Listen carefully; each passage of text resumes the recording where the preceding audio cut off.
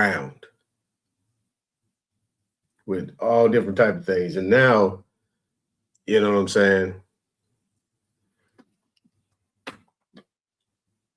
I don't know, this is why these two songs came to my mind. I mean, because, a lot of people talk about this stuff like it just was invented, more or less invented by them. So, I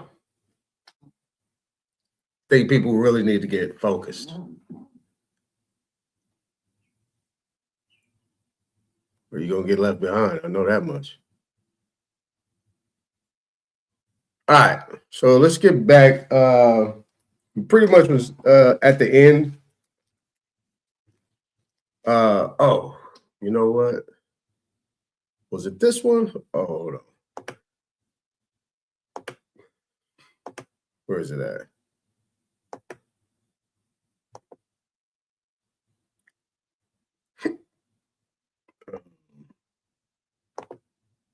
Go to history. Let me pull up this other guy's Supreme Court. I really wanted to kind of end off with the last few that we're talking, which was Alito and Comey Barrett. Where is it at? There you go.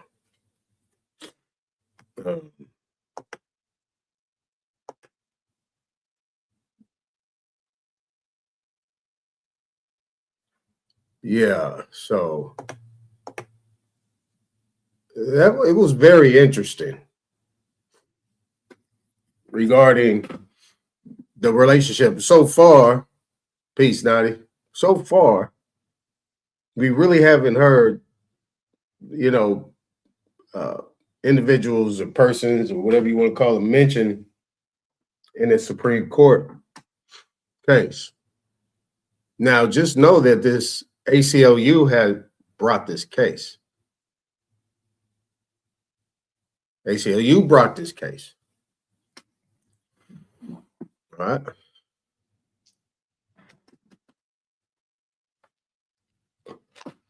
So let's get started. I'm gonna go to this one first, and then let me see where that one left off at.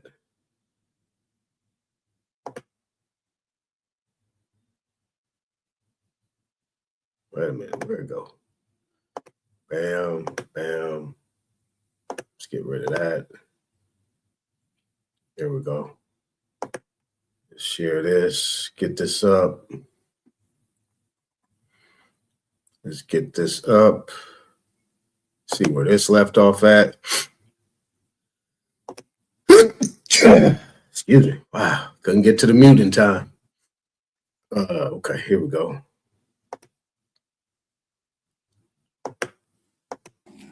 But what do we do with the fact that many sound legal authorities thought it remained an open question, even if one of them wasn't John Marshall Harlan? I liked your example from Justice Harlan's lecture here in DC. So here's what I would say. All of the government's citations in their brief generally either were rejected by Wong Kim Ark expressly if they predated Wong.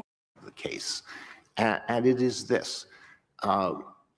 Wong Kim Ark and his parents, had they come to the United States from of any foreign power, and he has a duty to reenact it. Exception. They started out with the two separate phrases, not subject to any foreign power, plus excluding Indians not taxed. And as Justice Gray described it in his majority opinion in Wong Kim Ark, they decided to switch to the affirmative phrase, subject to the jurisdiction. Yeah, well, do they mean the same thing? And wouldn't it be very odd? To calm everyone down, these particular people were domiciled, but we're following the English common law rule. And when you look at the English common law rule, domicile is not a factor. That's right. I think, who knows why the majority opinion mentioned domicile. We know is a stipulated fact. We know the government tried to renege on that stipulation and rely on this assumption on the part of anti-Chinese advocates at that time that Chinese people couldn't form a domicile in the United States, and he followed the English common law rule. Ms. Mike, Counsel- can I move? Go ahead. I just wanted to ask you a question about how the exceptions fit within the general rule. You've called them exceptions, and some of the common law sources call them exceptions, so I take that point. But if we think of use solely as tied to the territory, and we look at the exceptions as territorial in a sense, then they seem kind of like natural outgrowths of that rule, and this is what I mean, and this is where I want your help with how the exceptions played out in practice. If you look at Indian reservations as unique places because Indians were quasi-sovereign, separate nations in the American system. If you look at occupied alien territory as territory that's outside the jurisdiction of the United States. And then if you look at the diplomatic exception, almost like diplomats and their children had little bubbles around them, like the embassy is really the territory of that country. And even when they're traveling around, they're all not subject to the jurisdiction by virtue of this territorial fiction. Are those just applications of the rule? And if they are, then what happens to alien enemies like the German spies in Ex parte Quirin, or what happens to Indians who are actually not on the reservation but may be born, say, in Baton Rouge?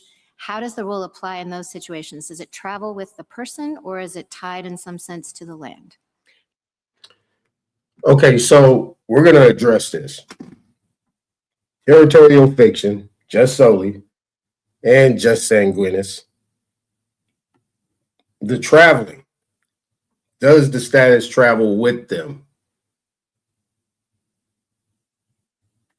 Okay, so this is kind of important here to me. So, because there's a lot there. There's a lot there. Sure. So let me answer each part in turn. So the thing that all of the exceptions have in common, again, is this sense that the person has this fiction of extraterritoriality around them. Let's set aside the Indian tribal exception for a moment and come back to it. So the example of enemy aliens, for example, Ex parte Quirin, is one that is answered by Justice Story in both Inglis and in Rice. And the touchstone under the American application of English common law was that in wartime, the touchstone is whether there's a foreign occupation of US territory. So, And that's, just to interrupt for 1 second to Sure. clarify, and that is territorial. Sometimes it just seemed to me that the rule varied. Sometimes it was stated as enemy alien, and sometimes it was focused on occupied territory. sure. So the rule, I don't think there's a separate rule for enemy aliens, and the government's briefs describe the exception as an enemy alien exception. I don't think that is the best way to think about it. Rice and English tell you that when the British forces are occupying Castile, Maine, no one is subject to US jurisdiction there because Britain is governing Castile, Maine. And Justice Story explains, look, if the US then retakes that territory, babies who are born to US citizens by what he calls post limine become US citizens. So that's the way to think about any wartime situation, enemy aliens or otherwise. As we heard earlier, Professor Muller's amicus brief tells us how we've thought about enemy aliens in wartime.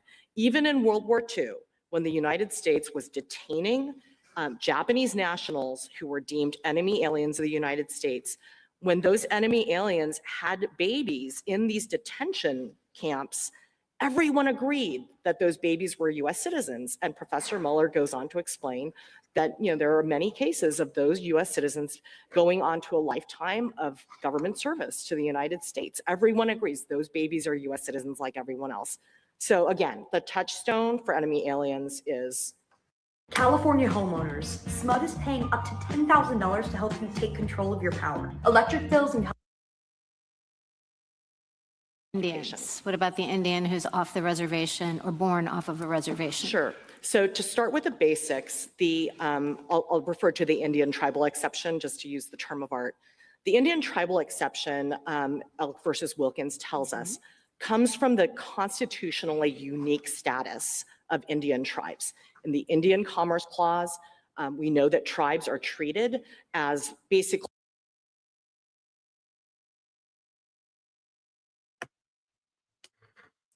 All right. Constitutional unique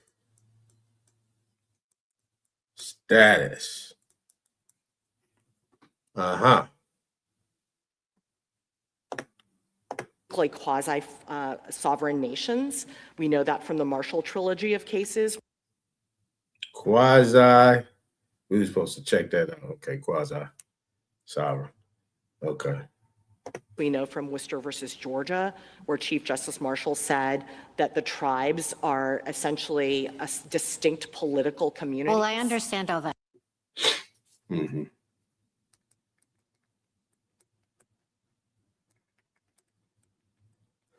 All right. So just in Sure. the entrance of time, just to Sorry. focus you, how I understand why the Indians are treated differently for purposes of the law, but I want to know, is it tied to territory or is it tied to the status of someone as a member of a tribe? Because if you're looking at it because of the special relationship of Indians to the United States as a matter of the Constitution, et cetera, well, I mean, citizens of France are citizens of a different sovereign as well. Sure. So Elk versus Wilkins doesn't really answer that question. The court says. So, so allegiance. So that means the tribal Indians have allegiance to a sovereign, right? That's what they're saying. There are two ways to look at this. Either you look at it Differently for purposes of the law, but I want to know, is it tied to territory or is it tied to the status of someone as a member of a tribe? Because if you're looking at it because of the special relationship of Indians to the United States as a matter of the Constitution, et cetera, well, I mean, citizens of France are citizens of a different sovereign as well. Sure. So Elk versus Wilkins doesn't really answer that question. The court says there are two ways to look at this. Either you look at it as the tribal member is like an ambassador, or you can look at it like there's a territoriality issue where people are born on tribal lands, and therefore they're essentially, I think he says, Justice Gray says at one point, we might as well be talking about someone who's born in Mexico. Well, there's a lot in Elk, and some of it's not terribly helpful for you, it seems to me, because Justice Gray, again, strikes again, says that they may be subject in some degree or respect to the United States. So there's some jurisdiction. He says they're born in the geographic limits. They are in a geographical sense born in the United States. Completely subject to the jurisdiction of the United States and owe allegiance distinct from the United States. That's what takes them outside. And that language sure sounds a lot like the Solicitor General's presentation today. To the contrary, Justice Gorsuch, I embrace that part of Elk versus Wilkins' holding. Justice Gray, of course, wrote both Wong Kim Ark. I know, and it's a struggle. Sure. Let me try to help you out with that. You know, the government tries to make it seem as though what sets the exceptions apart, what defines the exceptions, is that the government has some maximum theoretical power. The government could have exercised plenary regulatory power over the tribes, and therefore that's the same situation as a foreign national of Elk versus Wilkins' holding. Justice Gray, of course, wrote both Wong Kim Ark. I know, and it's a struggle. Sure. Let me try to help you out with that. I think I heard plenary. Hold on. This is what I'm see what we're talking about. All right, let's see what we're talking about here. I think I heard plenary. You know, the government tries to make it seem as though what sets the exceptions apart, what defines the exceptions, is that the government has some maximum theoretical power. The government could have exercised plenary regulatory power over the tribes, and therefore. There you go. She's saying it could. So this is that Elk case. So she's saying theoretical right here on the pause. You see right there, it says theoretical power. that government could exercise plenary power over the tribes. Let's run it back a little bit. Where we at? 132. Let's go to 1. Let's go there. Jurisdiction of the United States and owe allegiance distinct from the United States. That's what takes them outside. And that language sure sounds a lot like the Solicitor General's presentation today. To the contrary, Justice Gorsuch, I embrace that part of Elk versus Wilkins' holding. Jurisdiction of the United States and owe allegiance distinct from the United States. That's what takes them outside. And that language sure. Okay, so listen to this closely now. Listen to this closely. It's important. Let's run it back one more time, a little bit further. Let's go here. Then I'll let it slide. I'll let it roll through. The court says there are two ways to look at this. Either you look at it as the tribal member is like an ambassador, or One. you can look at it like there's a territoriality issue where people are born on tribal lands, and therefore they're essentially, I think he says, Justice Gray says at one point, we might as well be talking about someone who's born in Mexico. Well, there's a lot in Elk, and some of it's not terribly helpful for you, it seems to me, because Justice Gray. He said it's not terribly helpful for you, it seems. Again, strikes again. Says that they may be subject in some degree or respect to the United States. So there's some jurisdiction. He says they're born in the geographic limits. They are in a geographical sense born in the United States. But because they are not completely subject to the jurisdiction of the United States and owe allegiance distinct from the United States, that's what takes them outside.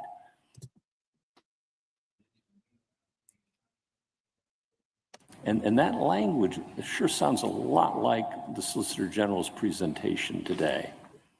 To the contrary, Justice Gorsuch, I embrace that part of Elk versus Wilkins' holding. Justice Gray, of course, wrote both Wong Kim Ark. I know, and it's a struggle. Sure. Let me try to help you out with that. You know, the government tries to make it seem as though what sets the exceptions apart, what defines the exceptions, is that the government has some maximum theoretical power. The government could have exercised plenary regulatory power over the tribes, and therefore that's the same situation as a foreign national in the United States.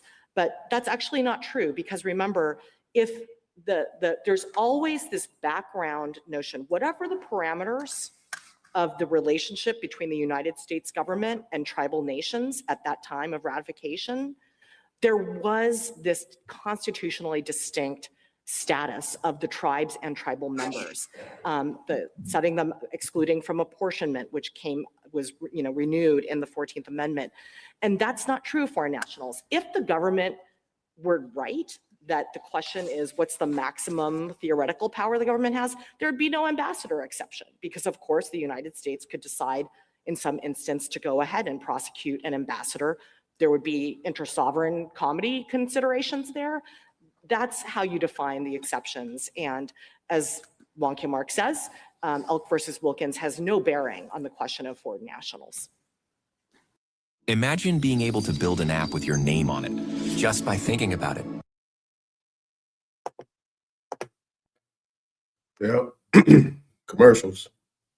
Earlier answer you gave to Justice Gorsuch on the temporary sojourners cases, those were distinct cases, correct, where the parents had come to the U.S. and didn't want to give citizenship to their kids, took them out immediately, correct? I'm sorry, Justice Sotomayor, I'm not sure which cases you're referring to. All right, that we can look at. Okay. Ms. Wang, would you agree that the citizenship test in the 14th Amendment is the same as the test in the 1866 Civil Rights Act?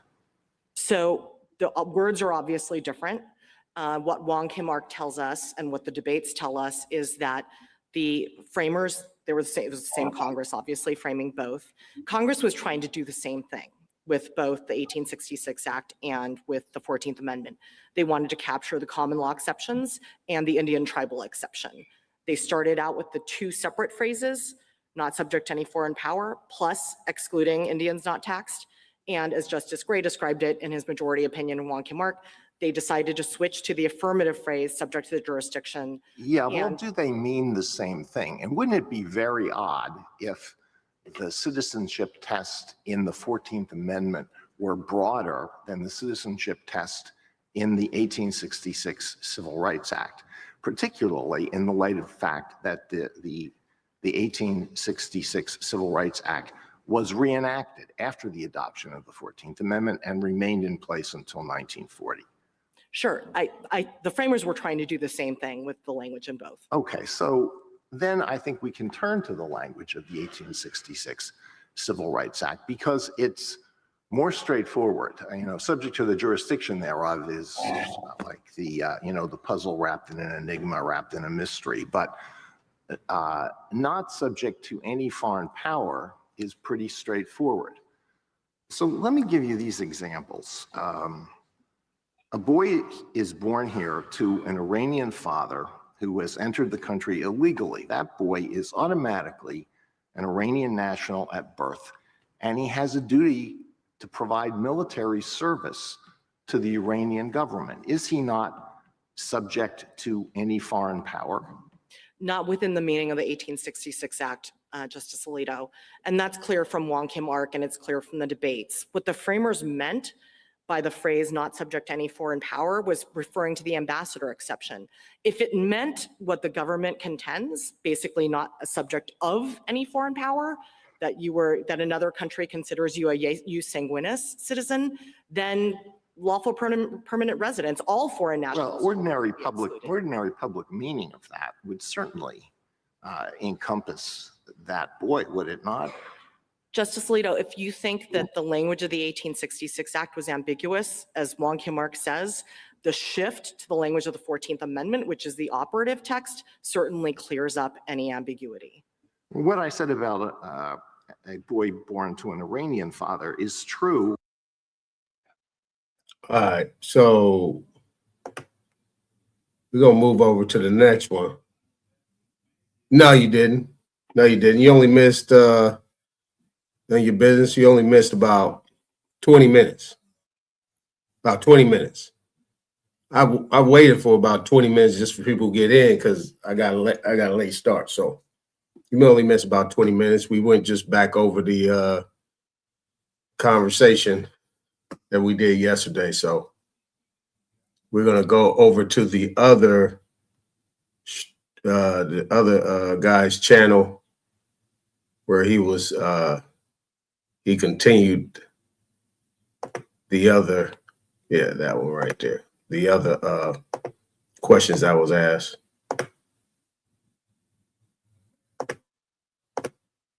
So yeah.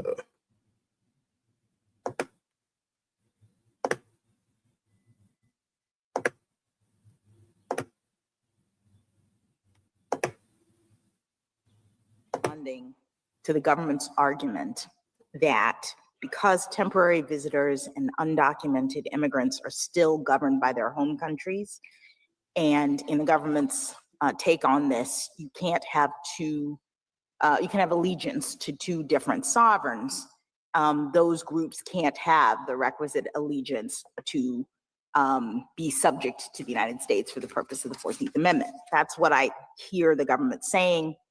But I do think that that seems to rest on a different understanding of allegiance than what was in the English common law. And that when we understand what the English common law thought about allegiance, you can see that you can have allegiance to two different sovereigns at the same time. This kind of goes back to Justice Alito's questions. I mean, I was thinking about this, and I think there are various sources that say this, that you obviously have permanent allegiance based on being born in whatever country you're from. That's what everybody recognizes. But you also have local allegiance when you are on the soil of this other sovereign. And I was thinking, I, a U.S. citizen, am visiting Japan. And what it means is that, if I steal someone's wallet in Japan, the Japanese authorities can arrest me and prosecute me. It's allegiance, meaning can they control you as a matter of law? I can also rely on them if my wallet is stolen to, under Japanese law, go and prosecute the person who has stolen it. So there's this relationship based on, even though I'm a temporary traveler, I'm just on vacation in Japan, I'm still locally owing allegiance in that sense. Is that the right way to think about it? And if so, doesn't that explain why both temporary residents and undocumented people would have that kind of quote unquote allegiance just by virtue of being in the United States? That's absolutely right, Justice Jackson. And that comports with the plain text of the 14th Amendment as it applies to everyone born in the United States other than those subject to the... No, it's not. Basically, while you're here, just like what happened to Brittany that played basketball, she was out there selling those little vape things and they locked her ass up in Russia. She has no allegiance to them, but you got to follow the rules while you're there. That's not owing allegiance. That's not allegiance. That's not trespassing as a foreigner, national, coming to another nation, just doing what you think you can get away with over where you're from. That don't go on here. And guess what? When you here, we can keep you. And they kept her there too. They kept her there, and basically they was like, can we have her back? And Putin was like, nope. She's gonna sit right here. She committed a high crime in Russia. Now it might be a misdemeanor to you, a little commercial crime of some sort, but hey, you basically have to do a little bit more. But she's staying right here. To the exceptions that were baked in, a close set, you owe natural allegiance as a US born citizen. If you want to look at the parents of those people, and let's say the parents are foreign nationals but not ambassadors, the parents owe temporary allegiance. Right, so the under babies US get common the law. permanent allegiance piece of this, and the parents get the local allegiance piece of this. So to the extent we're looking for allegiance, we have it. That's right. Thank you. Thank you, counsel. Rebuttal, General Sauer.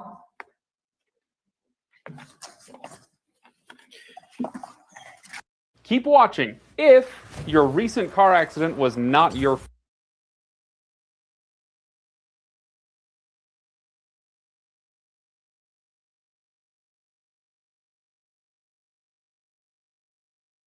Justice Kavanaugh, turning to Lynch against Clark that you raised didn't come up when I was talking about it. Keep in mind that we said it was questioned at the time. It's questioned by a higher court in the same state, the state of New York, and the Ludlam decision in 1860 specifically said that someone who's traveling or sojourning abroad, though born in a foreign, Who has stolen to... Gather what you're saying. What if Congress, in order to do an end run, in order to change the meaning of the 14th Amendment? This is what I want to come back to.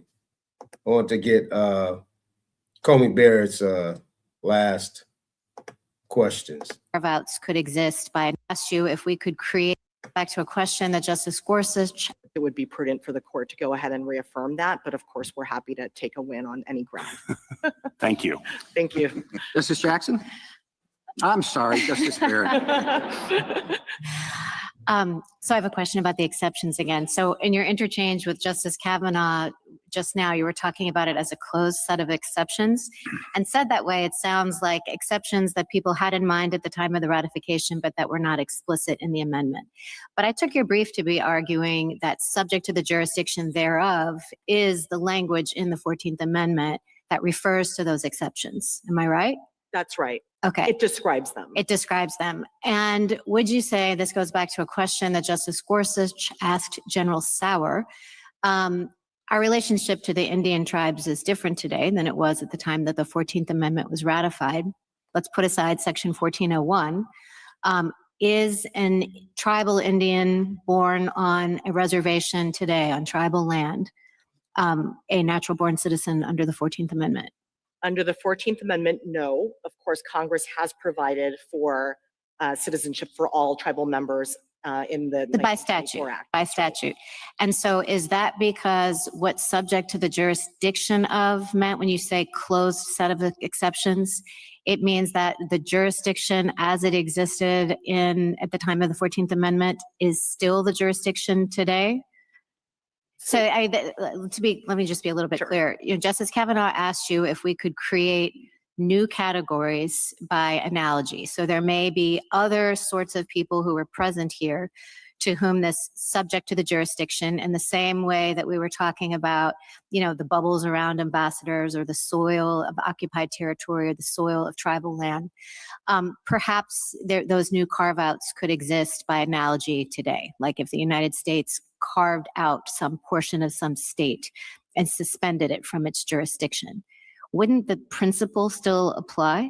No, Justice Barrett, for two reasons. The first is, again, that there is a closed set.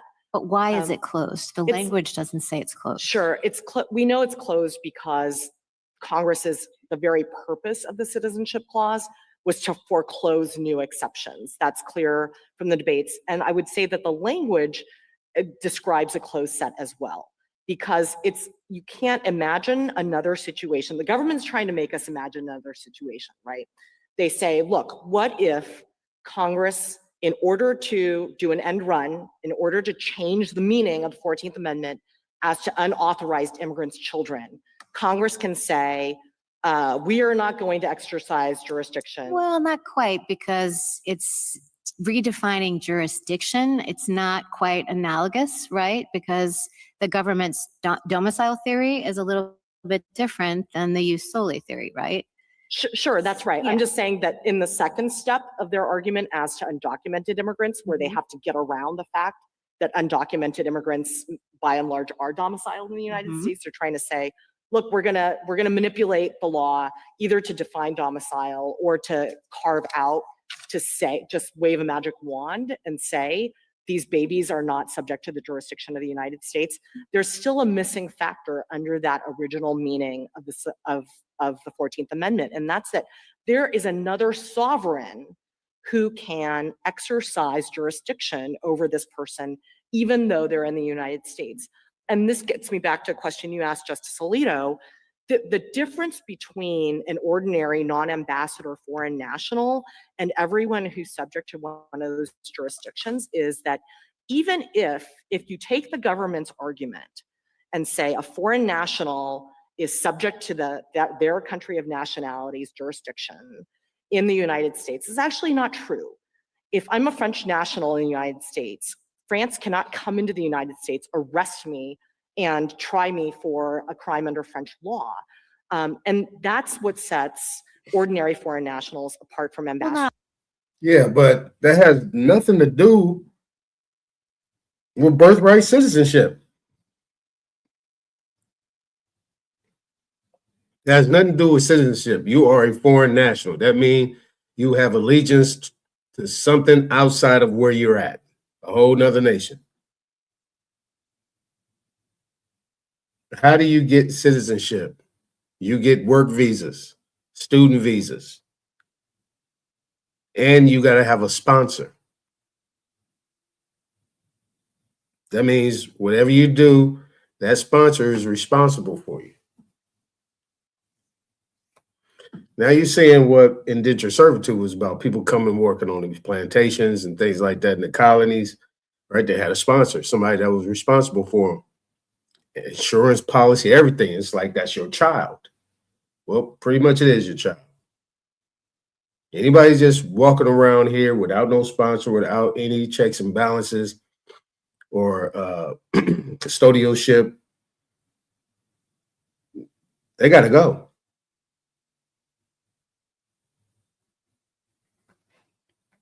I mean, I understand, that wasn't quite the hypothetical. I understand That's that. Let me right. just ask you, no, that's okay. Let me just ask you one last question about Indians. So I gather what you're saying is that Congress cannot expand the set of, we'll call them exceptions, right? But you're saying it can't contract them either, and that was the Indian example. So what if, again, putting aside Section 1401, what if our relationship with tribal Indians has changed so much that we would say, no, Indians really are fully subject to the jurisdiction of the United States in the way any other, natural born citizen is? You're saying that that doesn't change the That's what I'm saying.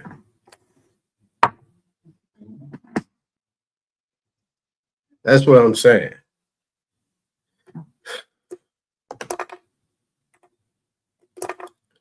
Now, these people have Chinese police stations everywhere as an example, right? That's foreign occupation. How do you just have specific Chinese? Well, in Los Angeles, I mean, you got to really, I would say just LA County. I'm going to say LA County, not just Los Angeles. People think just LA, but I'm talking about LA County. You can go to East LA and you probably won't see one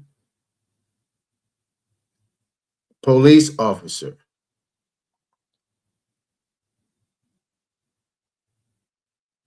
that is not Mexican. What you will see is you'll see some white people. White people are in every portion of these areas in LA County. But if you go up Slauson, if you own Slauson, right? So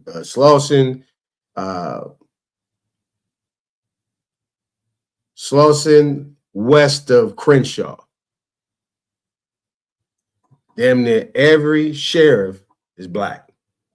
Damn near all of them. You have some other ones, right? You have some other ones. But there's going to be some white people there and there's going to be some Mexicans. You know what I'm saying? It's more of a melting pot where there's mostly brothers and sisters, right? But if you go further into certain areas on the east side, about far east, on the other side of the 110 past going northeast, where you got mostly Mexicans at, it's Mexican, Asian, white police officers. You go further over, more north, same thing. Now, once you get over to Pasadena, then you're going to have some Black police officers because, you got North Pass and Altadena, where mostly Black people are at. But you go into certain places like Koreatown, things like that, you ain't seeing nothing but Chinese, Asian type police officers sprinkled in with some white people. Now, that's how I would kind of look at it. I'll have to look into that a little bit more, isn't it? I mean, if they just pretty much, if they got the police station and the sign says police station in Mandarin, they got their language up in there, and you can see it on the actual police station or the sheriff's station, then yeah, they do have, that is a Chinese brand or Chinese Republic or Communist Party police station.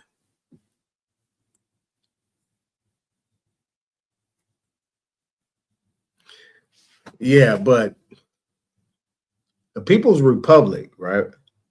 That's like saying the American Republic, right? So you got the People's Republic of China, and then you got the American Republic, form of government called the United States for America. But you have parties. You have the Democrat Party, you have the Republican Party. They have their own ideologies on how the Republic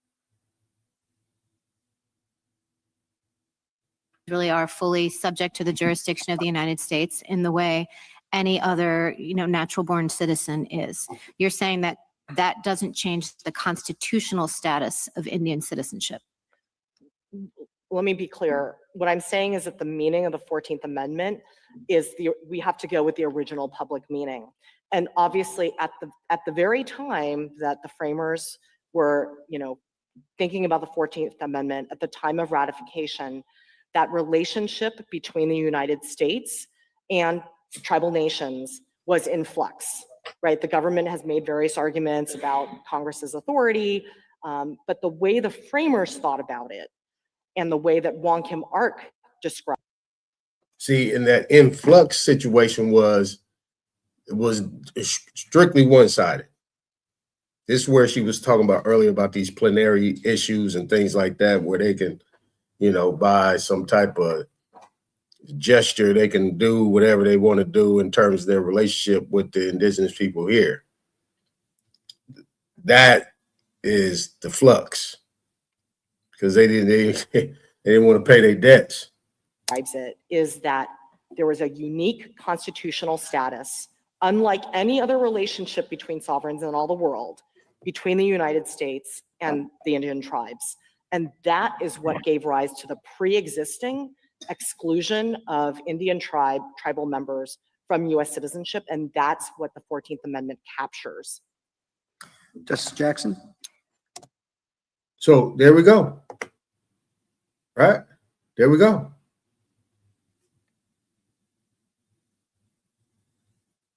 So she just said that the 14th Amendment was based on the relationship that was going on between the United States and the Indian nations. She want to call them tribes, but the Indian nations here. And this is where they said, well, let's get them in as citizens. Let's give them that opportunity to come in as citizens. If I heard that correctly. So the 14th Amendment is based off that.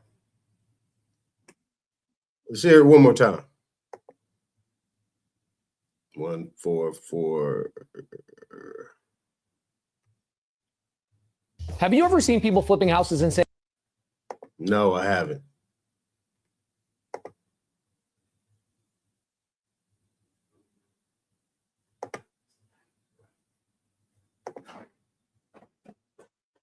Of Indian citizenship. Let me be clear. What I'm saying is that the meaning of the 14th Amendment is we have to go with the original public meaning. And obviously at the very time that the framers were, thinking about the 14th Amendment, at the time of ratification, that relationship between the United States and tribal nations was in flux, right? The government has made various arguments about Congress's authority, but the way the framers thought about it and the way that Wong Kim Ark describes it is that there was a unique constitutional status, unlike any other relationship between sovereigns in all the world, between the United States and the Indian tribes. And that is what gave rise to the pre-existing exclusion of Indian tribal members from US citizenship. And that's what the 14th Amendment captures. Justice Jackson? So I want to understand how you are responding to the government's argument that because temporary visitors and undocumented immigrants are still governed by their home countries, and in the government's take on this, you can't have you can have allegiance to two different sovereigns. Those groups can't have the requisite allegiance to be subject to the United States for the purpose of the 14th Amendment. That's what I hear the government saying. But I do think that that seems to rest on a different understanding of allegiance than what was in the English common law. And that when we understand what the English common law thought about allegiance, you can see that you can have allegiance to two different sovereigns at the same time. This kind of goes back to Justice Alito's questions. I mean, I was thinking about this, and I think there are various sources that say this, that you obviously have permanent allegiance based on being born in whatever country you're from. That's what everybody recognizes. But you also have local allegiance when you are on the soil of this other sovereign. And I was thinking, I, a US citizen, am visiting Japan. And what it means is that, if I steal someone's wallet in Japan, the Japanese, those people, and let's say the parents are foreign nationals, but not ambassadors, the parents owe temporary allegiance. Right, so the under babies common get the law. permanent allegiance piece of this, and the parents get the local allegiance piece of this. So to the extent we're looking for allegiance, we have it. That's right. Thank you. Thank you, counsel. Rebuttal, General Sauer.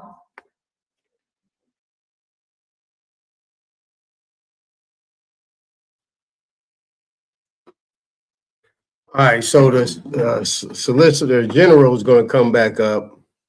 Mr. Raspy voice. You guys want to keep listening, or you want me to do some things with that? Because it's a lot to unpack in some of this stuff. And right, you can't serve two masters. And, I made that clear. None of your business isn't it? Did you guys watch the debate? Me and Dulcinea's debate on did Indians participate in the United States? Did you guys watch that debate? It's quite interesting, wasn't it? Now, when you hear this oral argument, it's like, I really won. Like, that's how. I know a lot of people say, well, you didn't do no sources or anything like that, but I pretty much was watching the same thing. Now, okay, so what I'm going to do is I'm going to pause this. I think we've heard enough for right now. We can come back on Raspy if you want, but I want to get into some of this other stuff real quick so we can kind of break some of this stuff down. Let's see here. All right. So let me go here. Let me stop the screen. Let me share my entire screen. So that means I'm really not going to be seeing the chat. I'm not going to be able to view the chat. I can see it from my phone, but it's going to be on delay. So let's go screen. Let's bring him up. Okay, that's what's up. Yeah, isn't some of the language they have in here, is kind of what I was covering? Plenary, so on and so forth, a lot of different things. I was covering that. I was covering that. All right. Let's start off with just solely. Let's go with just solely. We're going to deal with the Wikipedia. We went over that. I want to just come down to this part right here. Right? So, okay, the meaning, just solely, or they call you solely, means right of soil. But this right here, you solely is the predominant rule in the Americas. Explanations for this geographical phenomenon include the establishment of lenient laws by past European colonial powers to entice immigrants from the old world and displace native populations in the new world. Along with the emergence of successful wars of independence movements that widened the definition and granting of citizenship as a prerequisite to the abolishment of slavery since the 19th century, right? So you had the 1812 wars, what they call the French Indian Wars, right? You had all these wars going on at the time where they was bringing all these people in to do something. Who's that? Man. Oh, that's man. Yeah. All right. Running to the house real quick. All right. So this is what we have right here. So we know this Usoli. So when they're mentioned, when the lady Justice Comey Barrett is mentioned Usoli, this is what she's talking about. This is what it's used for. And this is why now she's going back and she's mentioning the Indians in the jurisdiction thereof, and own allegiance and not really own allegiance. And the purpose that we seen in that she sees in history of what Usoli was really about, and this birthright citizenship and people born in the territory for a specific reason. So now we know the reason. So they say, okay, so is over the last 50 years, has this been another form of Usoli where you're bringing people over here and promising them something in order for them to fight for you or vote for your policies or your objective to do something? You see? But what we see today is the same thing that they're talking about, is just under another name, right? Now we're considered to be Black, African American, right? But at the same time, all of those people that was coming over here, where were they putting them at? What were they giving them? Everything that is considered to be what was supposed to be for the Indian, Black Indian, whatever, American, Indian, Black, so on and so forth. All right. So that means they're getting food stamps, cash assistance, FHA loans, grants, free education. Right?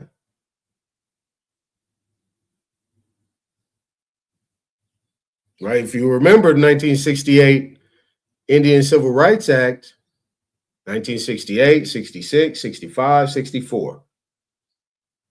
We don't need to go to 1866.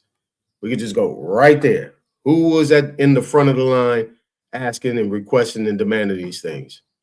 What was it there for? This 1968 Civil Rights Act brought in the Fair Housing Act, which is FHA, which now they call it to be first-time home buyers, but really FHA is for Indians.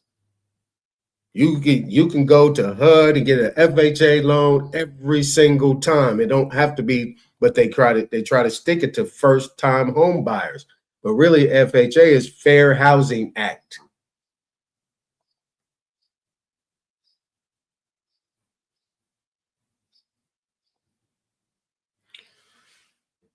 All right.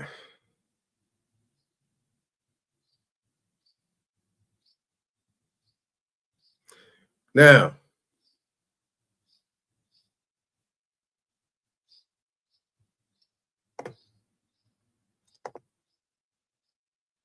let's start with Indian country, right? This is Black's Law 4th. All right, this is Black Law's 4th.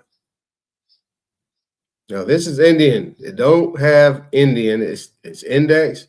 Then it has Indian country. Now, people do not understand this. They think this is to be, and I think everybody thought this to be, that the United States has some control or has some authority. No, they do not. Let's read. As the term is used in the federal statutes, is a country to which the Indians retained the right of use and occupancy, involving under certain restrictions, freedom of action, and of enjoyment in their capacity as a distinct people. Remember, Wang said that. Distinct people. And ceases to be such when their title is extinguished, unless by virtue of some reservation expressed at the time and clearly appearing. Now, when Comey Barrett was coming back, she was like, that's when she asked her, can does that distinct people title go with them when they leave the reservation or leave their ancestral lands or the land of their forefathers and foremothers? I like to use that. Somebody said don't use ancestry like that. Kind of sounds like incest. But anyway, tomato, tomato. But the point is that does that travel? Under Title 25 of the United States Code and the Code of Federal Regulations that deals with the Indians, Title 25, 174 and 175 says, yes, it does. Because the U.S. Attorney shall represent all Indians in law and in equity. And the president is considered to be the custodian, right? You know, the custodian that sweep up the bathroom, clean the walls, sweep, mop. Yeah. For all Indians west of the Mississippi since they gifted or ceded land to the United States. Right? That's 174 in Title 25, 175.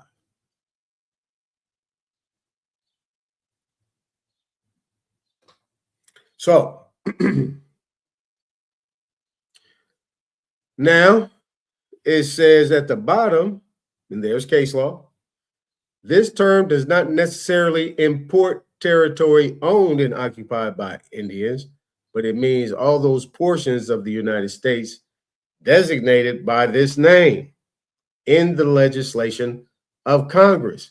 Now, this is where you get into your plenary powers, right? So when this doctrine that they was doing plenary, it was bringing this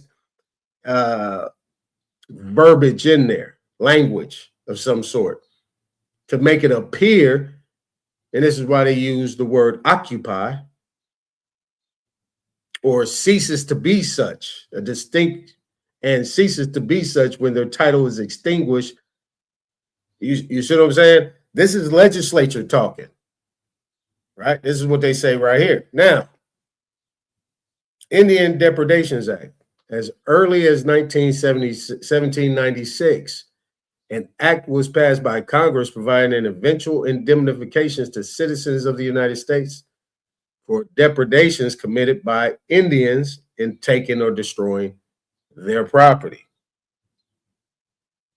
Other acts of a similar character were passed from time to time.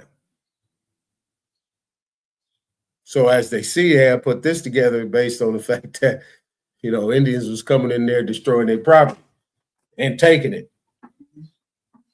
Indian reservation, a part of public domain set aside by proper authority for use and occupation of tribe or tribes of Indians. All right. So with this being stated, a part of public domain set aside by proper authority for use and occupation of tribe or tribes of Indians. So if you wanted to claim an Indian, if you want to create an Indian tribe, if you want to create an Indian tribe, or once you establish your Indian tribe for yourself, if you don't want to go back with that diluted thing that's going on over there, you can do that. And your place will be considered an Indian reservation. Now, don't get scared of the word reservation. Just means it's reserved. It's land reserved. Then it could be anywhere you plant that flag, anywhere. Indian title. Now, watch this now. Claim of Indian tribes of right. Claim of Indian tribes of right. Because of immemorial occupancy to roam certain territory to exclusion of any other Indians. When you talk about immemorial occupancy, that means it cannot be dated. Indian tribe, a separate and distinct community or body of the Aboriginal Indian race of men found in the United States. That is what you would consider to be your 1828, well, the popular 1828 definition. That is what you would consider to be a tribal government or a political body, right? When they say community or body, a body, they're always talking about a political body or, you know, a collective of people with one way of life, of doing things. Indians, the Aboriginal inhabitants of North America. So when people get to talk about, I'm an Indian, I ain't dealing with you Aboriginals. What? That's what I'm saying. People just let stuff just come out their mouth. Like what?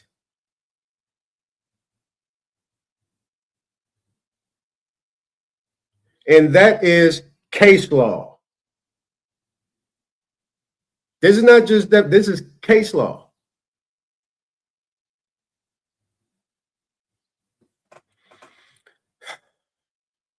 Man, come on, man. We got to do better.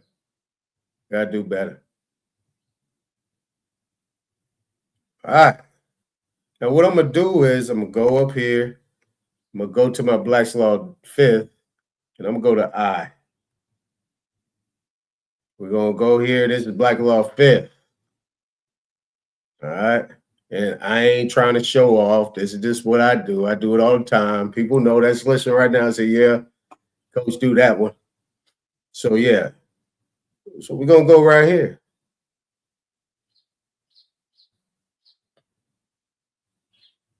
Where'd it go? IDEO. It did. There you go.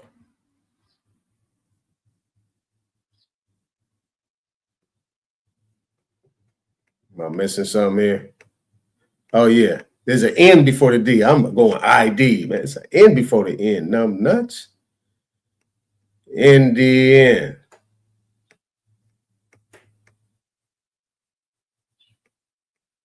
All right. Close your eyes. Don't get dizzy. Don't get dizzy.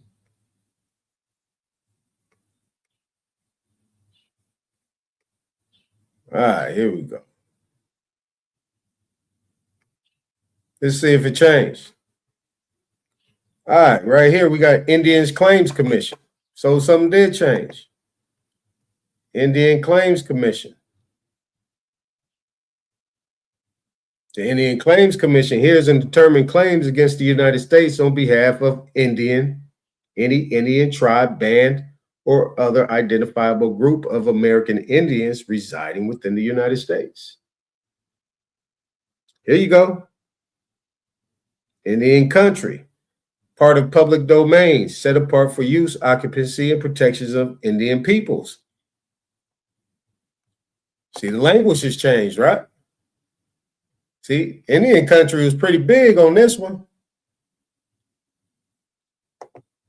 See, it didn't say public domains. It said, as the term used in the federal statutes, the country to which the Indians retain the right of use and occupancy, involving under certain restrictions, freedom of action, of enjoyment in their capacity as a distinct people.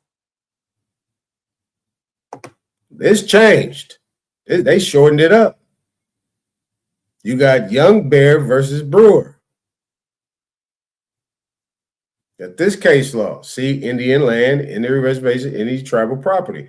See, you didn't see that in Black's Law 4. They added these things, right? Indian lands.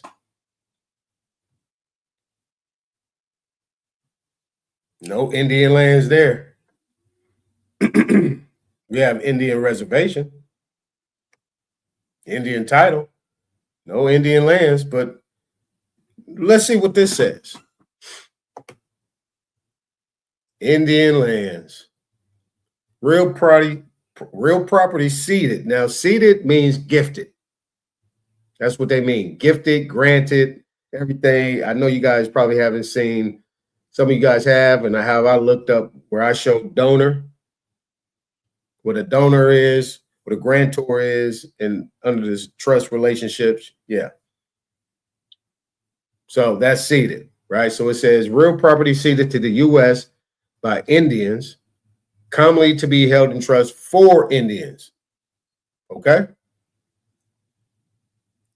So what the Indians did, I'm going to translate, what they did was they actually granted lands over to the United States for use,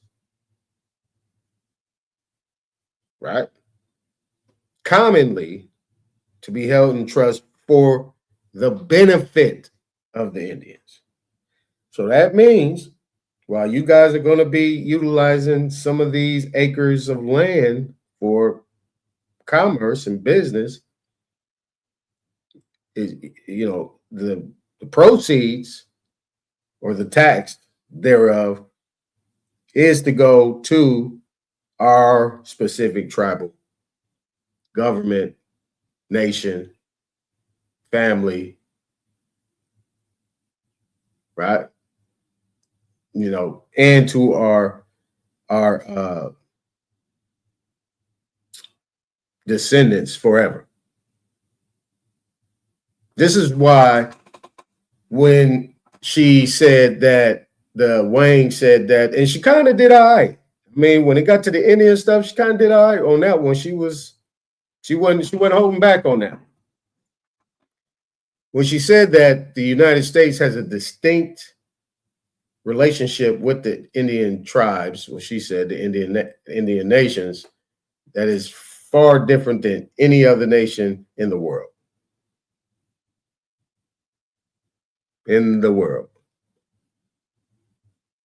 All right. So it's to be held in trust for Indians. Period. Not unless there's a period at the end of that. Then it says, see, Indian country, Indian reservation, Indian tribal. Now let's see what the Indian reservation says. A part of public domain set aside by proper authority for use and occupation of tribe or tribes of Indians. And then it says that Indian reservation consists of lands really set apart for the use of Indians under superintendence of the government, which retains title to the land. Now let's see what this says. Indian reservation, a part of public domain set aside by proper authority for use and occupation of tribe or tribes of Indians. It says a part of the public domain. This says under superintendence of the government, which retains title to the land.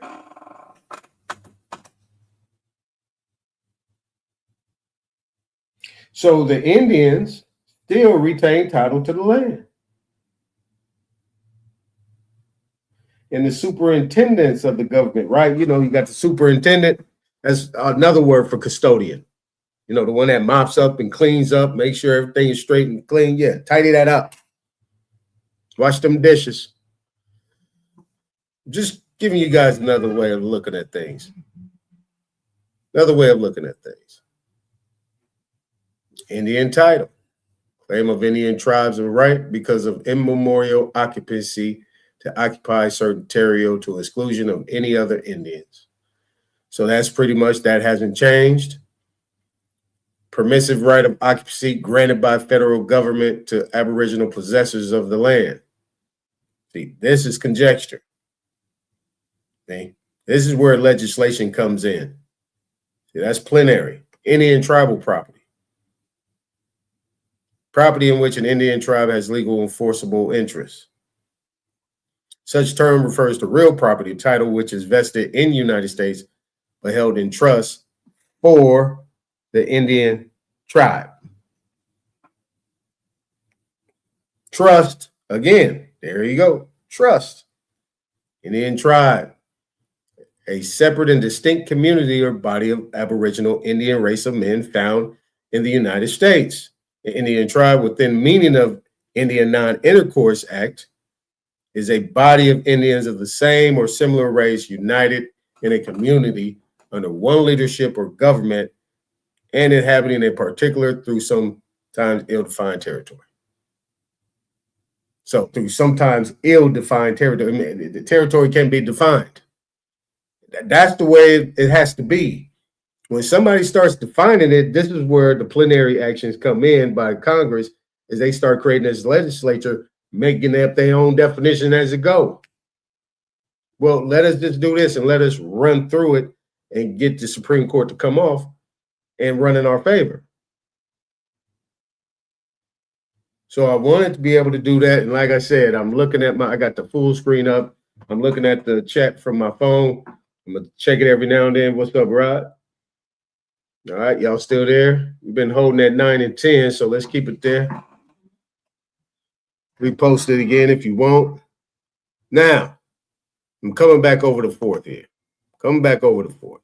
I bookmarked some things. Nope, that's not what I wanted. I want to shorten it up. There we go. All right, so what we're going to do is we're going to go to 648. Domicile. That place where a man has his true, fixed, and permanent home and principal establishment to which wherever he is absent and he has the intention of returning. Now look, I started off with reading you Indian land, Indian title, Indian reservation, all this. Now what I'm going to read to you from now on has nothing to do with Indians. I'm just going to come straight. I ain't going to even just have y'all hanging. This is the conclusion. This has to do with what the United States define as. And as we know, that is ill-defined in return to Indians of what we have here. That means we can go anywhere we want, unmolested. Based on the fact that we ceded land to the United States and to the states and created these things in order for them to do business and for the benefit of us. So we go anywhere we want. This is why I try to tell people, stop taking on these damn titles. That's what gets your ass hemmed up. So this domicile question, that's for anybody that wants to go outside of being an Indian. If you're not an Indian, you are a person. I already showed you what the definition of a person is. 28 USC subsection 3002 number, I don't know, person. Find it. So that's a domicile. All right. We're going to go to what? 1076. You might as well stay right there so you can learn something. I'm trying to show you. Simple game. All right. Just sanguineous. Right of blood. Just solely. The law of the place of one's birth as contrasted with just sanguineous, the law of the place of one's descent or parentage. It is of feudal origin. Now, as I showed you before, just solely talked about this right here. Is the predominant rule in the Americas. Explanations for the geographical phenomenon include the establishment of land laws that passed European colonial powers to entice immigrants to come over here and displace native populations. That's how they used just solely. Native population, the indigenous peoples of the Americas. Should I say more? Yeah, let me say more. So if we have just solely right here, then we know that this whole 14th Amendment conversation ain't got nothing to do with the relationship between the United States and the Indians, the Americans, the American Indians, American nations, the people right now. We can't really say nations at this point in time because we're being so divided and mixed up. So you just say the American Indian people, And the infiltration, the trespassing, the squatting, the adverse possession of places that belong to us. On top of that, just being in places where we're at when they ain't even supposed to be here. They're supposed to be somewhere else. They are supposed to allot certain little towns and empty spaces and let them go ahead and use those areas. But still, once you create these small towns, that's why most of these white people, this is why I say you need to, sports is important. Some of these white people, they come from towns with 300-400 people in them. At most 2,000-3,000. Especially in the Midwest and the South. They come from small towns. Rightfully so. That's why most of their towns look like they go back into the day of, John Wayne and, in them old Westerns.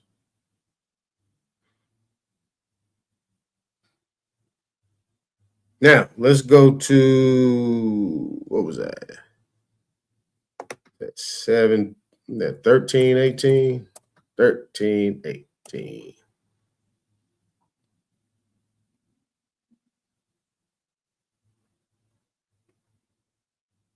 Nope. 17, 18. Can't read my own handwriting. Yeah, territory.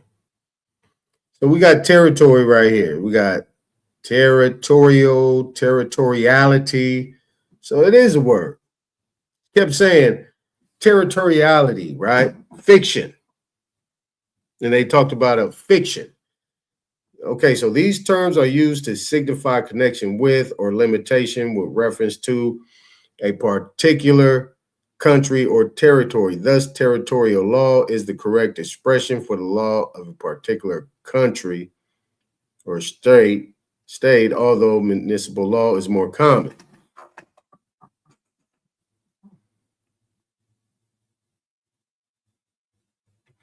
All right. Let's go to 1486. Quasi.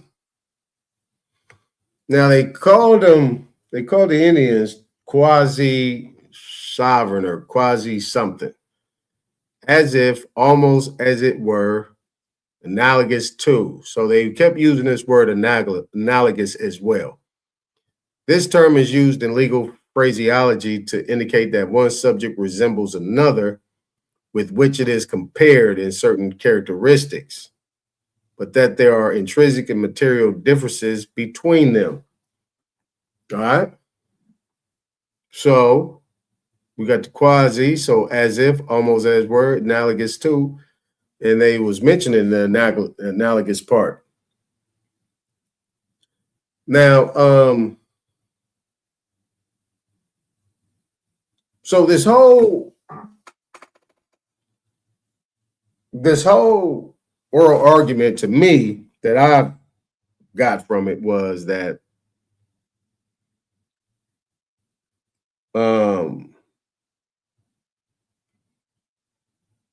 that there's two types here. These foreign nationals coming over here and what their relationship is to the United States and the Indians, the tribal Indians or whatever they call the Indians, and their relationship to the United States. And how this birthright citizenship in this 14th Amendment compares.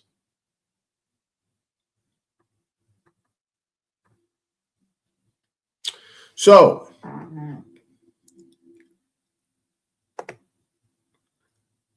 this is just a quick presentation, right? So,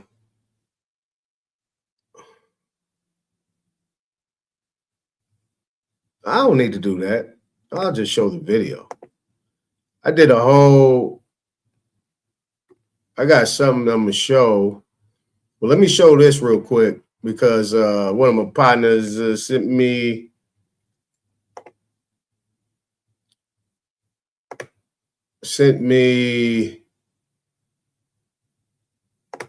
there you go.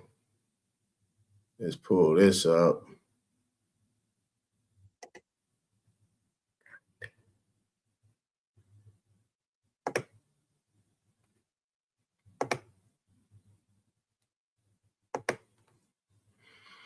All right, so yeah, one of my opponents sent me this. I think she had a take on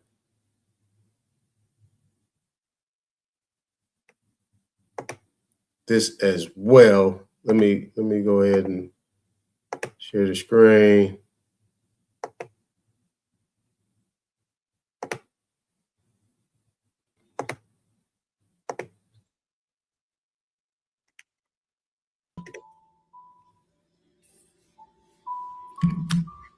Fair use. Come on in, guys. Fair Come on in. use. Fair use. I'm back. Okay, so this is 2 hours. We gotta talk. Hold on. This is 2 hours. So this is pretty much what I was saying. Right here. This is what I'm saying.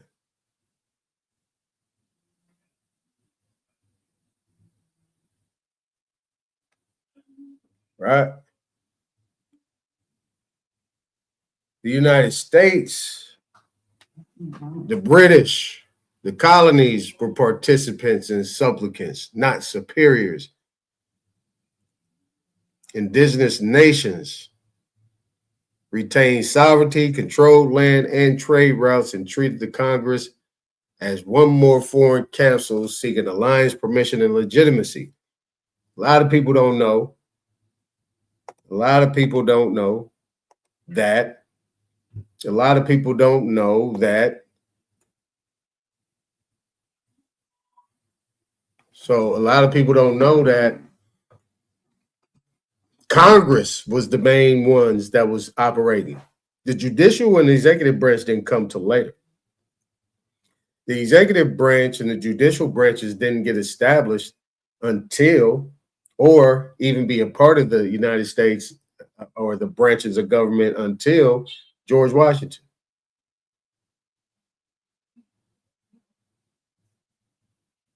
So the president was usually the president of the Continental Congress. This is why I showed this right here. This right here. Let me share my whole screen so I ain't got to keep jumping out and jumping around. Right, that's why I showed this right here. Hold on, let me get it up first. Oh, let me get that out of here.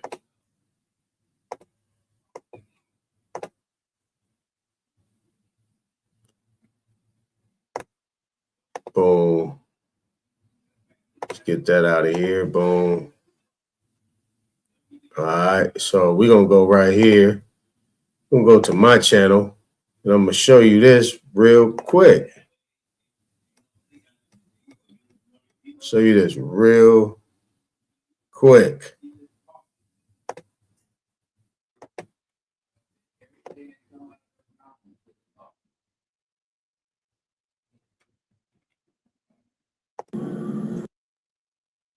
All right. You guys see the screen? Watch this. Sure, I absolutely do. I believe transparency. You're the board of directors for this corporation called the American government, and I believe that you're entitled to those within the bounds of classification. Absolutely. So that guy right there, General Milley, is talking to him, saying that he's the board of directors of the corporation called the United States of America government. How do you say it again? So whatever documents are out there should be turned over to the appropriate committees of jurisdiction and oversight. Sure, I absolutely do. I believe transparency. You're the board of directors for this corporation called the American government, and I. So he's the board of directors. So if you know what a corporation is, the board of directors is the one that controls everything. They hire and they fire. All right. So if we know that to be true, this is what I'm talking about. The Continental Congress was the one that was like these presidents that you would consider to be the presidents that were with the Continental Congress. Those were, your John something. What was his name? John. What was his name? Yeah, John something. And all the other ones, the other 9, they were presidents of the Continental Congress. That's why when you hear, well, you don't hear, but if anybody that watches, the Senate and the House, their channels and things like that, they have a president in there. There is a president in there. That's the guy. You got the board of directors. He's the chairman of the board of directors, right?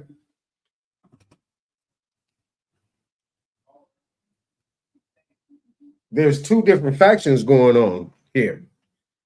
All right. So with the Continental Congress, that's what you had. You didn't have like a president, which you consider to be the president of the United States, because at that time, George Washington was considered to be a general, or more or less, he was some type of commissioner. So we know that off the top. All right. Now, as we see right here, I showed the definition. I just want to see how much you guys can retain. And I'm just showing you how much I retain. And, when I'm talking about this stuff, like, as I showed you guys in the definitions in Black's Law Dictionary, right? So I showed you in Black's Law Dictionary, where'd that thing go?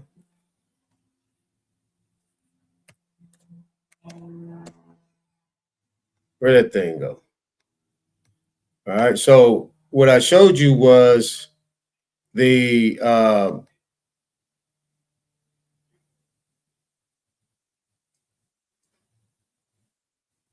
and again, this is not bragging. This is what I do. It's not bragging at all.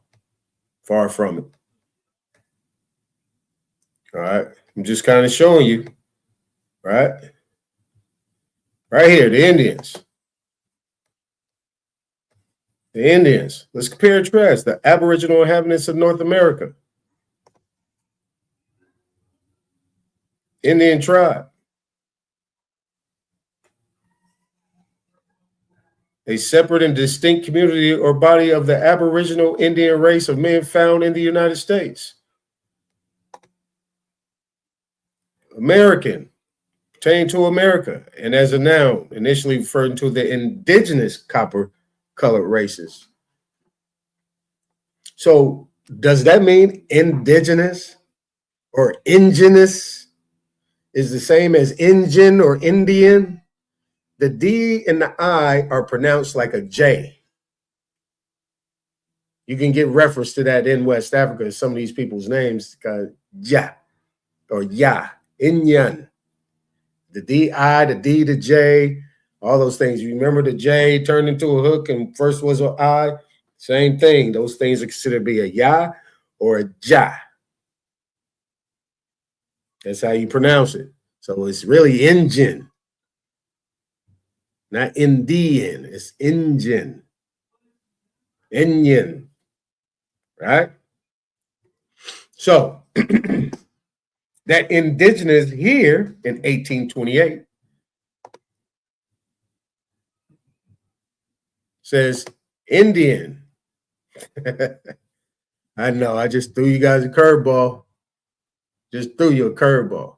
Right here it says Indian. What's the difference? Is there a difference? Is there a difference? All right. So once I came into here, the main thing you're talking about, right? Keyword of. Now, under the circumstances, doing this is slow walking, right? I'm gonna bore the shit out of you. Because coming into this mindset as if you know every damn thing, and you just smart because you up here on a channel and you just out here and thing and you got some information, you could just go ahead and just, you know what I'm saying, bunny rabbit or speed your way through the presentation. Don't work. Anybody. And it's like, when you do this for so long, you're taking time, sourcing, just saying, hey, I got this source. This is what this source says. So, hey, I win. Hey, that means I did something. No. It's being able to comprehend and interpret the language and then expressing it. So this word of, right? As simple as this may look, pretty much destroys any other thing that anybody could say about the United States and America being the same. See, this is where people get sloppy. Okay? United States of America, the word of signifies a union or possession, connecting the collective entity, United States, to the continent, America, emphasizing that it's a nation formed from and belonging to the landmass. So if the United States formed and belonging to America, then you'll get a better understanding what trust means. Seed means granted, gift, loaned, credited, means power.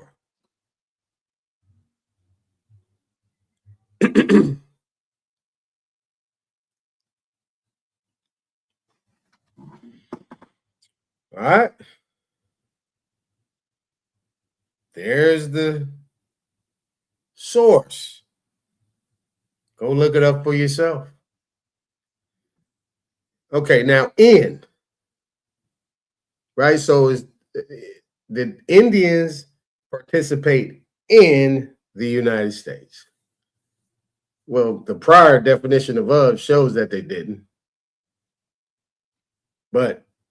And it was the other way around, but let's go a little bit further. Expressing movement with the result that someone or something becomes enclosed or surrounded by something else. So how can the Indians be enclosed or surrounded by the United States when the United States is formed and belonging to America? Wouldn't it be the other way around? Wouldn't the Indians be enclosed? Wouldn't the United States, I should say, be enclosed and surrounded by nothing but Indians, Indians, right? Right. Remember, the 13 colonies pretty much at best had 10 square miles. At best, 10 square miles. And they were by the water. It's where you get your ports / forts. All right. So technical meaning of participating in. A participant is a human subject who gives informed consent to be part of a study. Technically, participant is often preferred over subject to emphasize the person's agency and voluntary involvement. So like I said, you got child support and things like that. If you got a child support bill, look it up. It's going to say participant on it. So in order for them, instead of them calling you a subject, they're calling you a participant based on this technical meaning. Make sense?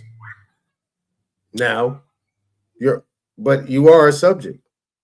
And you give informed consent to be a part of a study. Now, how could Indians, especially the nations at this time, submit to this or consent to that anyway when the definition of United States of being formed and what?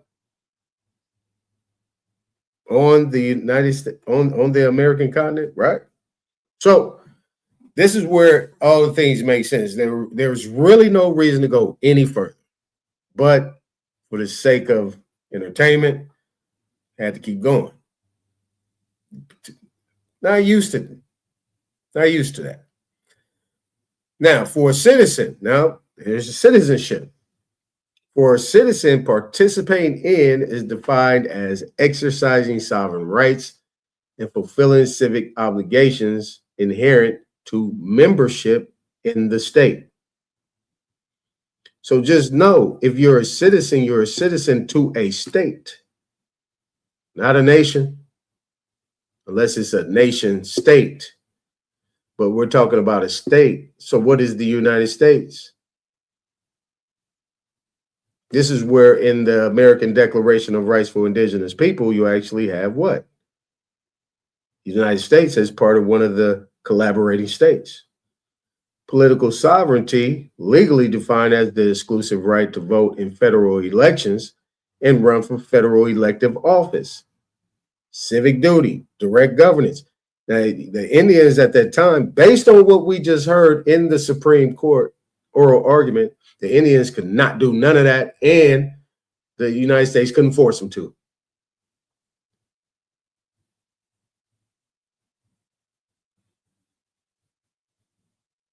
Right? This is why do you think Draco I took that debate? People really didn't understand how important that topic was. Now you see it. Just that oral argument on birthright citizenship, and every single justice up there has made it a point for both of those sides, the Solicitor General and the ACLU attorney, to make sure they put it on the record that the Indians, the tribal Indians and the tribal nations, were not subject to the jurisdiction of the United States, period. That's it, that's all. Drop the mosaic. But let's keep going. 4. Now, as you saw in this right here, this definition, right?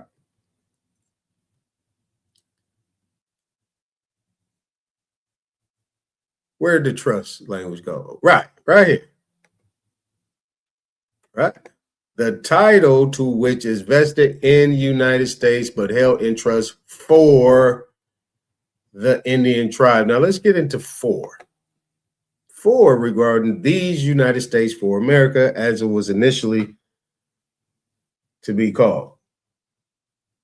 In the phrase, these United States for America, the word for acts as a preposition indicating purpose or benefit, as I just read right here. Meaning the union of states is established in order to create or to serve the interests of the larger nation, America. Now tell me, would I have had to go any further after that? I don't have to go any further. 1, I showed United States and America aren't the same. 2, I showed that the United States was doing everything for the benefit. 3, I showed that the United States was actually participating in American affairs based on the definition of which stated that they were encompassed and surrounded and it was a creation with a benefit, right? All encapsulated, right?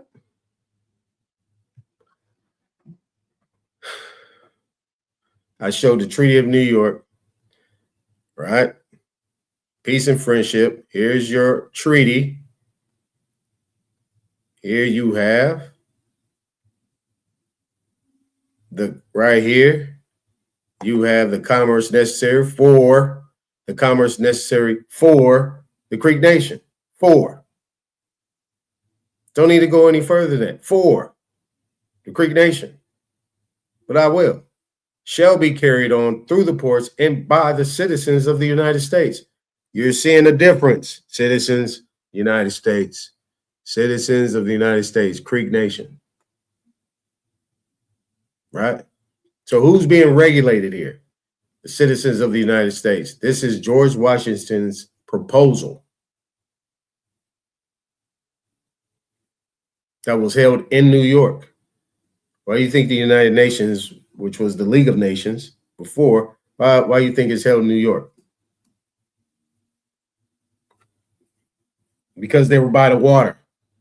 New York is an island.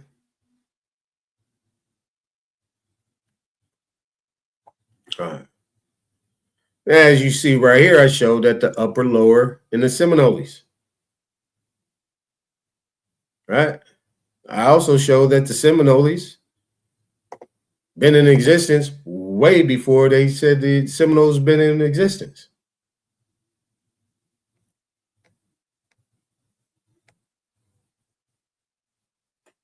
What's that?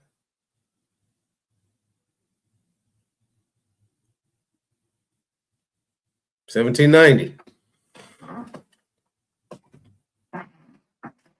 But these Seminoles are supposed to be a band of runaway slaves and Africans, Indians, and right.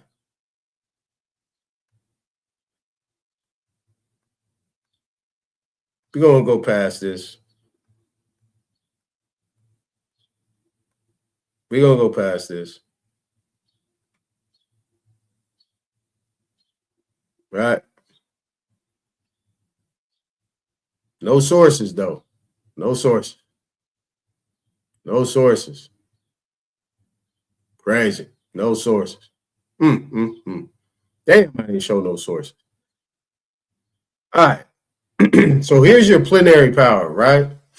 This is the same thing that Wayne mentioned about the plenary thing, and how she was talking about how Congress was making up some things along the way because of the fallout or the discrepancy, or forget the term she used, dealing with the Indians at that time. And this is where the Civil War started taking place, right? So she actually, without saying, she was saying that the 14th Amendment was put in place for that reason, because of the Civil War happening. So who was the Civil War really against? Who was really fighting who? And who was involved? Now, where the Congress possesses unilateral reviewable authority, plenary power over indigenous nations, right? That's the question that presented. No. The Constitution contains no textual grant of such power. Early federal law treated indigenous nations as foreign sovereigns. Treaty law presumes parity and consent. And later assertions of plenary power rose only after the United States abandoned enforcement of those legal commitments. So, in the oral argument, they mentioned Kagama.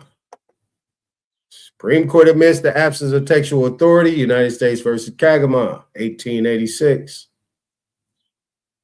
Mention that. The late 19th century, the court explicitly acknowledges no constitutional clause supports absolute congressional power over tribes, then justifies it anyway. Instead of stopping there, the court invents power from dependency, reframes conquest as guardianship, declares the matter political to avoid review. This is why you see things like this. Public property. This is where you see language like this: permissive right of occupancy granted by federal government to Aboriginal possessors of the land. It is mere possession, not specifically recognized as ownership, and may be extinguished by federal government at any time. This is where you get language like this. See, now it gets into the Black's Law or the other law dictionaries, and behind this case law. This case law is defining things, it's creating definitions, and it's changing it. If you actually see the difference from over here, right? You got Indian, claim of Indian tribes of right, claim of Indian tribes of right because of immemorial occupancy to roam certain territory to exclusion of any other Indians. Federal government ain't got nothing to do with this. But now they got something to do with it. So what is this birthright citizenship really about? What is the 14th Amendment really about?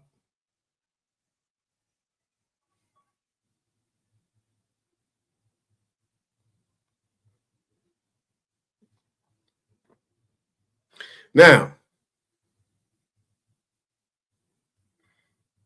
so instead of stopping there, the court invents power from dependency, reframes conquest as guardianship, declares the matter political to avoid review. Political, right? Political. We need to look into that, right?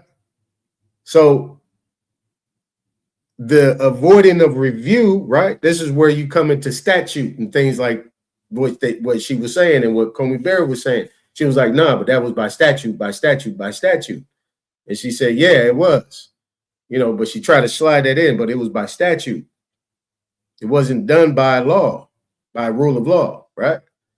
Meaning, right here it says, this is not interpretation, it's substitution. Yeah, and it ain't to be reviewed. So when you have it as political, that means you're just acting. It's some political act that's being done.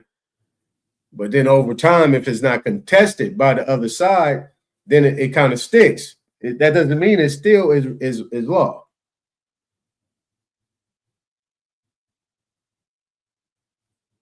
Okay, so I don't know if they mentioned Lone Wolf versus Hitchcock, but they did mention Cherokee Nations versus Georgia. And I think they mentioned Worcester versus Georgia. I think they mentioned this one. It's 1832. I don't know if they mentioned this one. Okay. So dependency cannot generate jurisdiction. Okay. So the logic of plenary power rests on this claim. Because indigenous nations are dependent, Congress may govern them absolutely. But dependency is not a constitutional source of power, cannot override treaty obligations, cannot extinguish sovereignty without consent. Otherwise, any weaker nation becomes subject to domination, treaties become meaningless, and the Constitution collapses into expediency or convenience.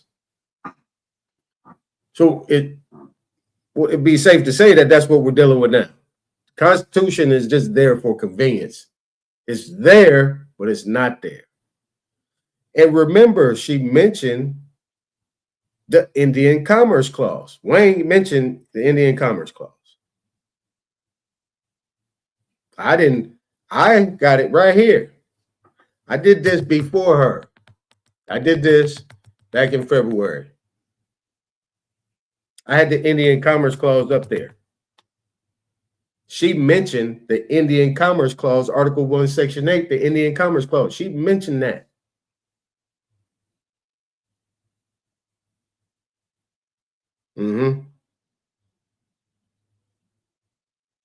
So they really was having a conversation about Indians. They weren't having a conversation about nothing else.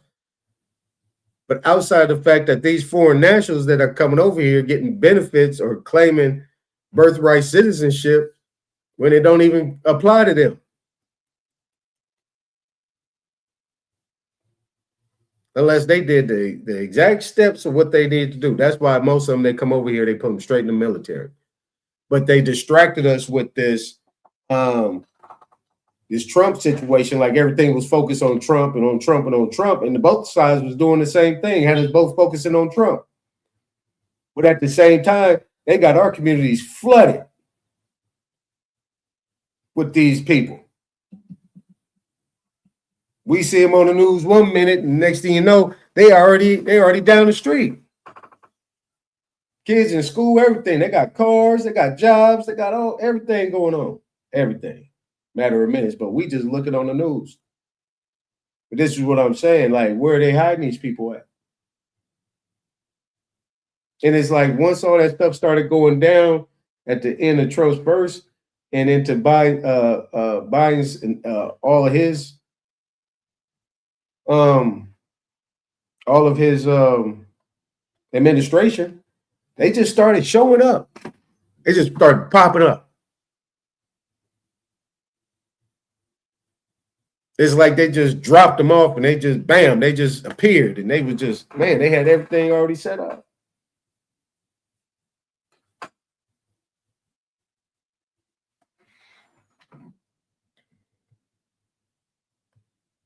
I'm going to come down here.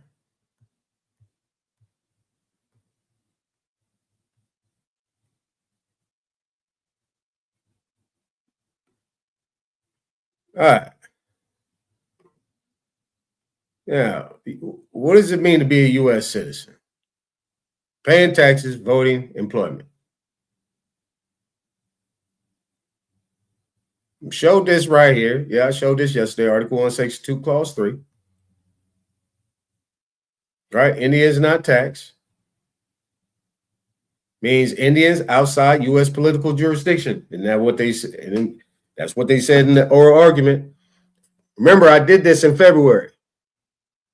Phrase did not mean Indians who don't pay taxes yet. It meant indigenous persons who belong to sovereign indigenous nations who are not subject to U.S. taxing power and therefore not counted for representation. In other words, if the United States could not tax you, it could not count you.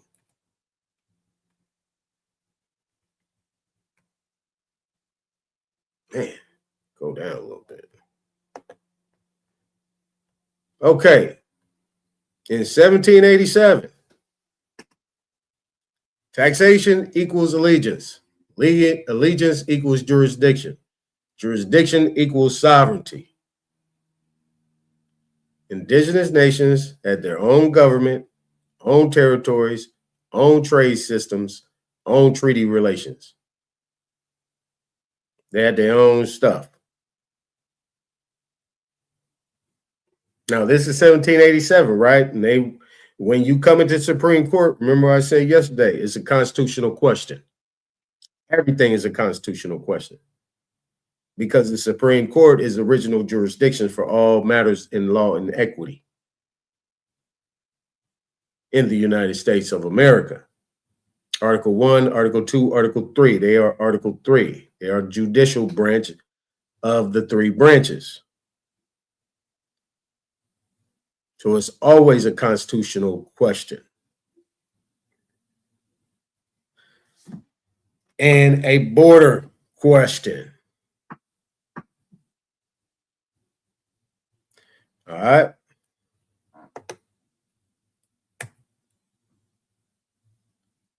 So this is why the U.S. negotiated treaties with the indigenous nations, paid annuities. What is annuities? What is annuities? Oh.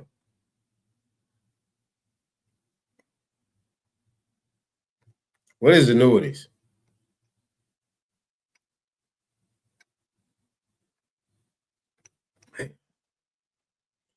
What is annuities?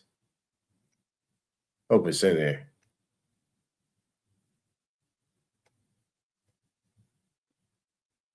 And there it is. Annuity, a yearly payment of money for life or years. Annuity, a yearly payment of money for life.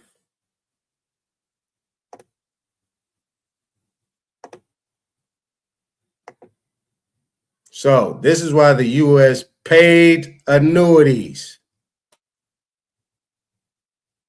Man, get out of here, man. Look, hey, y'all better stop playing with me. Stop playing.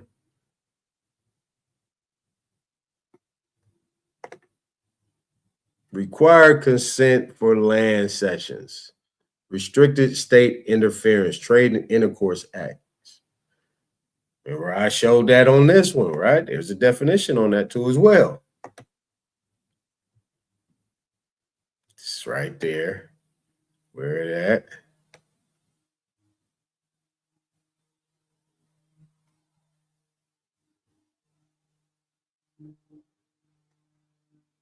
Where'd it go?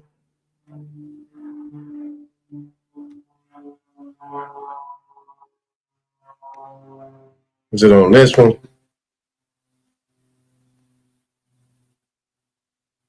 Anyway.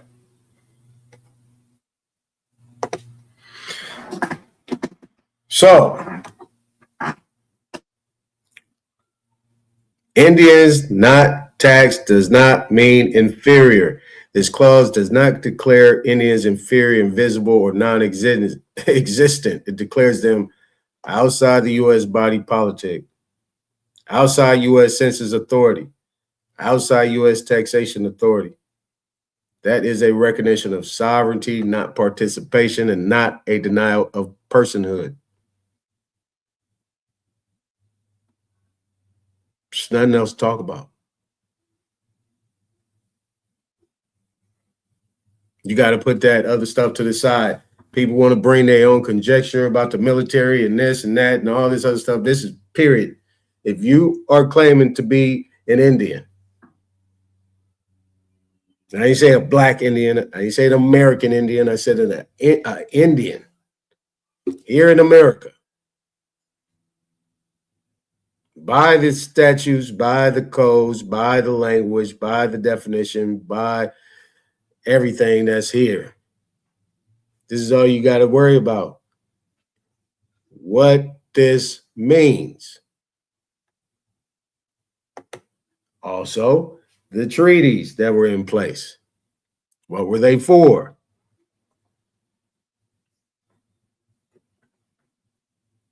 So like Comey Barry said, by statute, by statute, by statute. That's your plenary power.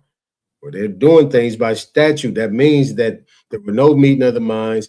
It wasn't like when George Washington brought his treaty, his proposal for the Treaty of New York to be established, to do trade, to do commerce, to do business, to create a relationship, to create friendship, allies. Doing this is doing the exact opposite. It's creating enemies. Is pretty much establishing themselves in this legislation of what they want the United States to be moving forward is the enemy to the Indians, to the indigenous people, to the nations, to the people, to the tribal governments, whatever we had going on, to be an enemy to it and to encroach upon it, trespass upon it, squat on it, be in adverse possession of it, to occupy it.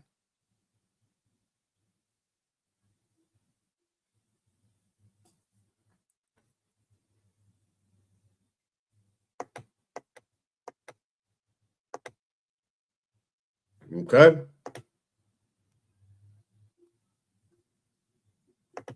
Right here. So here we go. Here's your examples. Change was made not constitutionally, but was done politically and judicially.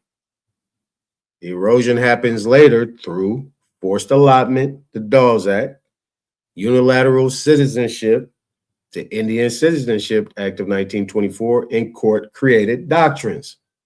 Plenary power, your trust doctrine, your doctrine of discovery, and your plenary doctrine. But at no point in time, it amended Article 1, Section 2. It was never amended until the 14th Amendment came in, but even then they kept the same language.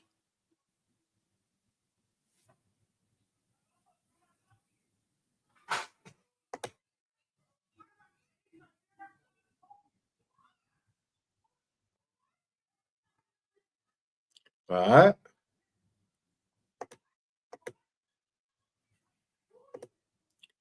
All right.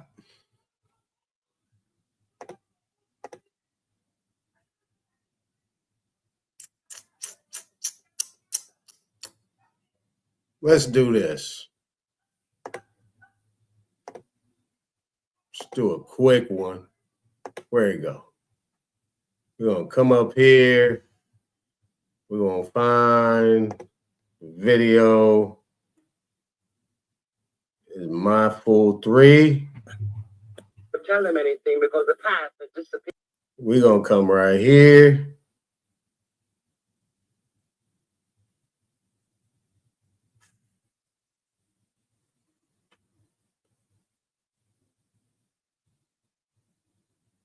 statutes. Congress cannot unilaterally repeal treaties with foreign nations without international consequences. There is no constitutional exception for indigenous treaties. Creating one violates Article 2, nullifies Article 6, and rewrites the separation of powers. Courts cannot insulate unconstitutional action. By declaring treaty violations political questions, courts abdicate judicial duty, permit constitutional breach without remedy, convert supremacy into discretion. This violates Marbury's principle of judicial review, due process, and the rule of law. And that's Marbury versus Madison, 1803. Sovereignty cannot be residual if it pre-exists the Constitution. While the doctrine claims indigenous sovereignty is inherent, but only where Congress allows it. This is logically impossible. If sovereignty is inherent, it predates the Constitution, it is not derived from Congress, and it cannot be extinguished without consent. What Congress did not create, it cannot uncreate. Federal practice confirms consent as a requirement. Early federal conduct shows negotiation, not command, boundary setting, not annexation or taking over, payments / annuities, not takings. Congress behaved as if it lacked inherent authority because it did. And what Dulcinea is showing is exactly that. 5 minutes and 45 seconds. All right, so let's listen to this. Let's listen to this real quick. Citizenship. If you were an American Indian, the Supreme Court held more than 100 years ago that American Indians were not subject to the jurisdiction of the United States. So this is over 100 years ago. So this is 2025. So over 100 years ago is 1924 or before. So if the Indians are not subject to the jurisdiction of the United States prior to 1924, then when was they? They couldn't be. Never. This is 100 years prior to 2025. If we're not subject to the jurisdiction of the United States, how are we participating? It's an absolute impossibility. Let's keep going.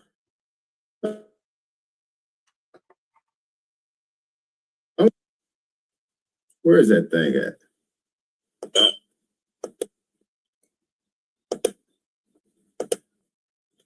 Come on, man. Come on, man. Where you at? Is my thing paused? Years ago that American Indians were not subject to the jurisdiction of the United States and did not get birthright citizenship. So Congress had to provide birthright citizenship through statute. So ask this dispositive question. See, right there. He even said it. It was done by statute. It's what she said. Kobe Bear said. It was done by statute, by statute, by statute. How they bring us in to be a part of the United States and No, that was done by statute. That wasn't done by no Supreme Court justice. There was no opinions, no review of anything. That was done by statute. You don't need Supreme Court for that. But you can get the inferior courts to pass it through. And it don't even make it out of the state, or, it probably only dealt with maybe certain states. But then it automatically, it just becomes adopted as some type of precedent. If American Indians did not get birthright citizenship under the 14th Amendment, how the hell would illegal alien? Now, based on what he just said right there. Now, and then the second part of what he said they had to use codified language. They had to use executive orders and codified language in order to get us in. That's plenary power. They did that on their own. We wasn't a part of that. That is an example of plenary power where Congress had to create some code to get us in, and that's the 1924 Indian Citizenship Act. Period, point blank. That's it, and that's all. Now, yeah. Think about it. This took all our lifetime. Yeah, it when did. we were 10 years old, we grew up in nigger neighborhoods. all throughout Exactly. Los Angeles. Yeah. So now that we're 50, we see the actual crux of what everything was unfolding. Yeah, man. So between 89 and 99, the most of us died and was incarcerated. Yes, that's what I'm saying. They're not Now, talking about that. now what they're also doing in that same period of time is inching in people that don't look like us in our neighborhood, Yep. little by little, gradually. Man, no, Taking not over little by inner little though. Deep man, I'm telling you, It's not during gradual. hell no, deep man, man, they had them flooded I up don't in there. know where you at, Derek, but it ain't Hold, gradual. hold on. You in Okay, Vegas, right, man? Man, my bad. You in wherever you at. My bad. no, okay, let me explain. Between 89 and 99, it was gradual.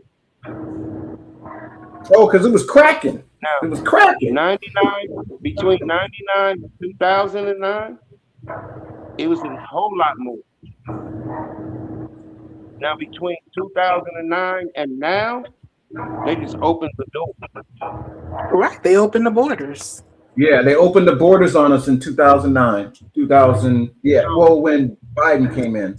And they're displacing. They're replacing everybody they displaced. Right. I mean, it got to the point. Let me say this to you guys. I would get in an Uber. I'd meet some sisters about my age or a little younger. They're driving Uber, right? But they got $1 million house. They can't afford to really go anywhere else because they'll just spend the money up. But that's how the property values just went. Like, oh man, made a lot of millionaires. But house, it was only house wealth though, and a lot of us lost our homes too. But a lot of the ones that made it past that crack era, that kept their homes, those are all $1 million houses on the east side. Insanity. I don't know really very many people in Northern California that's been able to keep their. I think I know a couple in San Francisco, but that's it. Everybody's houses are kind of gone. Yeah. But okay, up north, y'all had a different problem than down south. All right. Up north, when I used to go up north in the 80s and the early 90s, what I seen was mostly black neighborhoods, but it was infested with crime. And they separated Oakland from San Francisco. So now they can actually attack y'all at different points on different, levels. Where LA, they had to just regulate a system of mass incarceration. Because LA is so large and vast that through the 80s and 90s, you could get away with more crime than you ever could get caught. So that's why they created more laws as time went on through the 80s, 90s, and the 2000s. So now when they catch you on these crimes, they just give you more time. As we're up north, y'all really was like family. So it was harder to interrupt y'all's situations because it was mostly private business. But do you see this birthright citizenship thing making a difference? Like, is it going to make a difference? How does it make a difference? How does it benefit us? Birthright citizenship is for everybody else, not for you. There are rulings that whatever this scenario they're putting in front of us, how so either way it doesn't benefit us or what? No. It does affect you because I think that's the stance that our elders took. Oh, that's not our business. That's them over there. But they didn't realize when all these people was flooding in, as we're just discussing, it was displacing us. right? These new immigrants are now our bosses and our landlords No, and whatever it no. else that. Okay. Right. So, okay, let me finish real quick. I just want to say that if they rule in favor of Miss Wang and the ACLU, who ain't never did anything for, I mean, that right there tells you it doesn't benefit you. What has the ACLU did anything on a Black person, Indian person's Ain't nothing done nothing. behalf? Nothing. Nothing. So what it's going to do is encourage all these women to come over here and pop out babies so they can stay, Right. because that's where the attachment comes from. You have a baby, now you can't just run away from your baby. I mean, that's their theory, right? You got to take care of the baby. And so that just attaches all these people to come over here, and you're paying your taxes and you're doing all your stuff. That does benefit you. It benefits your, I mean, it hurts you and your children. Okay, I'm But done. how do they get out of this scenario? Because how do they get out of this scenario they set up? Okay, first of all, any decision on the birthright citizenship is going to spark one question. How come Black people aren't involved in that? So what is their status? Because we think it is about African stuff, and they ain't said not near a word about an African. The ACLU ain't brought up Black folks whatsoever. She could care less about even a Black immigrant. No. You know? They didn't even mention the NAACP. First of all, Right. no. No. What I'm saying is, okay, what you call Black people, right? When it reverts back to the birthright citizenship, it only explains two groups of people. Yeah, that's what Aton was sticking about. The people who get this birthright citizenship and the people who are exempt. Now, So it what is they talking don't about tell us. you is the people who are exempt own the land. And they can say who in the fuck is supposed to be here or not. Okay. But we are not in that capacity. Okay. We have to stay in reality. We are not in that capacity at this particular point. We ain't even paid attention to it. How many people is paying even attention, sat there and listened to that, right? So these people, because right now, it's kind of illegal for these people to be here. That's why Trump is telling people to leave, and they crying and marching and doing all of this. It ain't kind of illegal. It's illegal. Right. And so this ruling, unlawful. yeah, this There you ruling go. would make it legal for these people to. We couldn't tell nobody to leave if we wanted to. That is what this. As long as they was born here, you could stay. And then the way that Miss Wayne was wording her words, she was just saying stuff as children. Well, so if a children is brought here, then that means they could stay. Because she didn't say she didn't always word her words as people born here. I don't know if you noticed that. She just kept saying children, the children of nationals, the children. So if you just brought, remember all these, what was it, 11 million children came in the Biden administration? Yeah. Okay, so all those kids could just stay here. So the point that I'm just trying to make is that now you're opening up a big cage of worms. If that makes sense. I don't know if that makes sense.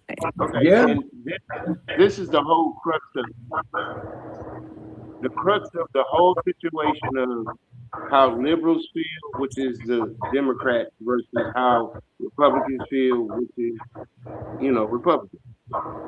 The difference is they want all these people to come in and be citizens, just on willy-nilly. Now, Republicans don't want you to come in and be citizens on willy-nilly. There is a door and there's an entryway with a process. Use it. Now, the whole thing is, how come the American is not in the conversation of what happened?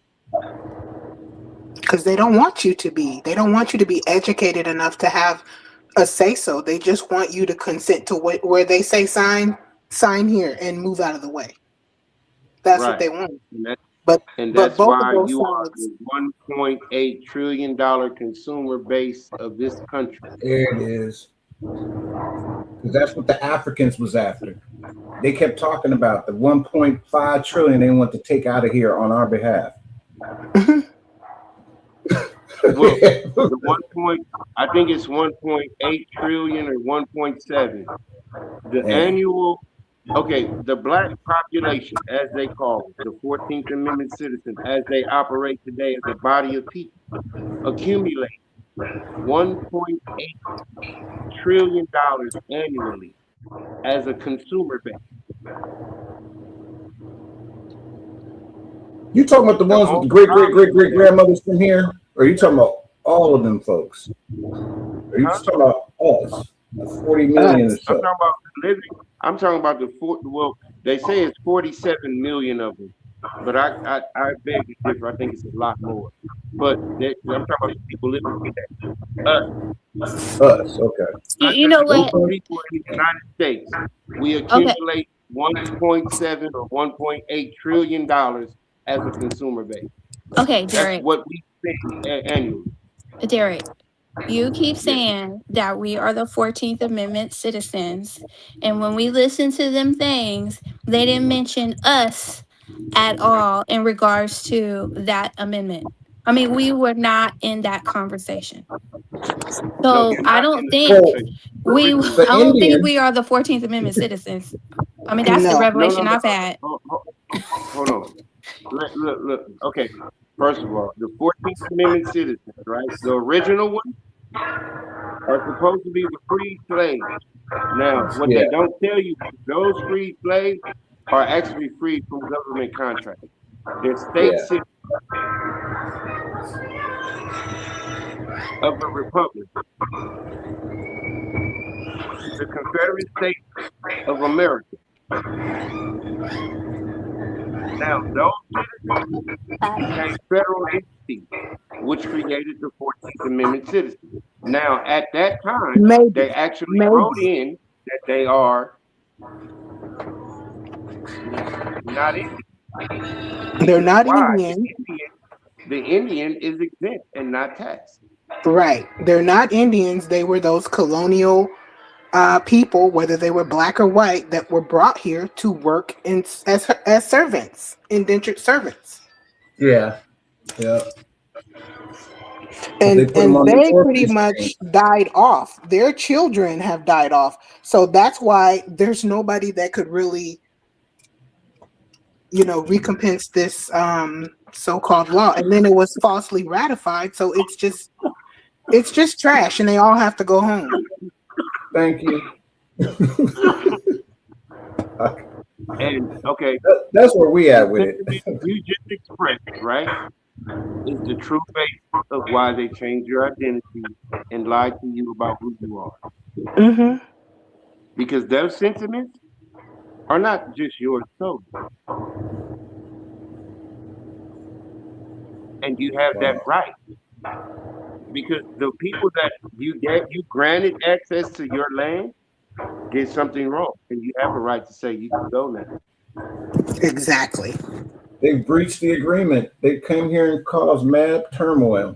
Right. Moral turpitude. Suffering to us. Yeah.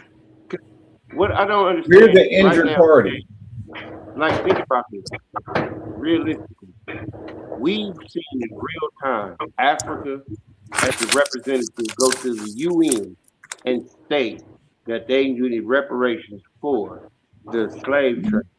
I could have swore we was getting up out of here, man. I could have swore we was getting up out of here. I could have. Well, yeah, we gone now. What happened? Oh, hold on. That old dude. What did he say? 300,000 plus of them children went. Okay. Yeah. All right. So look, we about to get up out of here, man. We about to get up out of here, man.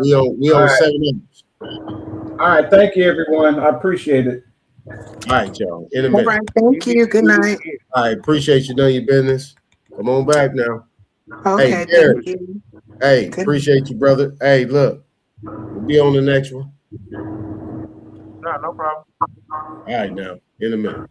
All right, later. All right.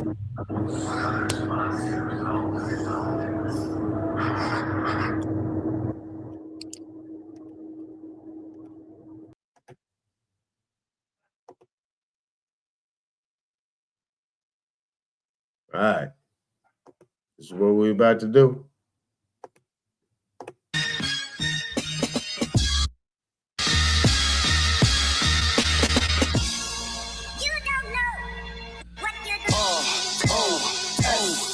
Yeah, I can get your land back. Yeah, I can discharge your debt. You gotta live by 5 principles before we just connect. Cause you could pose as my friend and then really be the threat. Like Brutus Lee Jr. to the dudes that killed Malcolm X. Get your hand out of my pocket! Get your hand out of my pocket, nigga!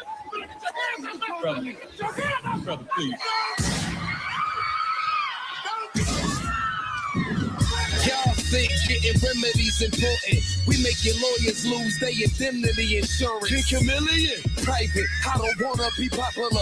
Grandpapa, Hulk Papa, Mama Black Mafia. Yeah, we them big owners holding rank. You call Rocket lawyer, I call the owner of the bank. He in the private at the temple, like Ginobili in the paint. And we got 3 militaries. We might be rolling in some tanks. While you balancing with a check gross, going to work for debt notes. Overtime all your life paying mortgages, then you left broke. Damn. Shout out to Mayweather, who's obviously woke. He settled $18 million with a promissory note. I'm not your corporation's chattel. This world gotta be a joke.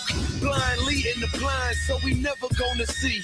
But I tell you what, I don't know about you, but I'm going to go to bed. Everybody fake woke while the president is asleep. So I introvert myself cause it's evident to me. No one saves us but us. Buddha said it in BC. No title deeds are just reference the evidence to me. Man, you don't own it. You a tenant and it says it on your deed. You said with a sign but didn't take the time to even read. There's gotta be an idiocracy. They call you crazy as Kanye just for thinking logically. 2 million nationals backing us to stop who ain't stopping me. For instance, when Columbus came over here, they admitted Native Americans was already there. But if our kids take a test on who discovered land we on, and you say Native Americans, you get the question wrong. Don't lie to us, you are just a colonist. Can't hide the truth. We got all the proof from the anthropologists. We know the system now, it's time to get up out of it. But it's our fault, because we fought so hard to be a part of it. Now, I will never say that progress is being made. If you stick a knife in my back 9 inches and pull it out 6 inches, there's no progress. You pull it all the way out, that's not progress. The progress is healing the wound that's a blow made. And they haven't even begun to pull a knife out, much less try and heal the wound. They won't even admit the knife is there. All people trying to burn us, out and selling services with disclaimers, saying that it ain't for legal purposes. No cash, broke ass, internet burglars with temporary schemes and a lot of fraudulent dreams. Yeah, we got our own embassy, we got our own consulate, foreign administrations, and 3 armies on top of it. We live by 5 principles, but we'll die for this. Freedom back to the people, protect them from the apocalypse. I took that title that they gave me and I clouded it. F what you say, sets the QB, I got a bond with this. My way of thinking pissed the military off. I ain't with their way of thinking, Roman military law. We coming peaceful outside the mosque and the cathedral, and we'll resort to violence. I gotta protect my people. They call us ghetto, they call us thugs. The only God they worship, guns, oil, and drugs. I'm on the block, Martin Luther King was shot, holding the gun that killed Kennedy, trying to find a remedy. You can't cancel me nor censor me, with chancery and sensory, caught like energy to infinity. My actions are my testament. I got a lot of questioning. How Ben Frank was on 100 but was never president. You broke, you go to jail. You got money, you get right out. They lock you up for drugs, but they got coke in the White House. What?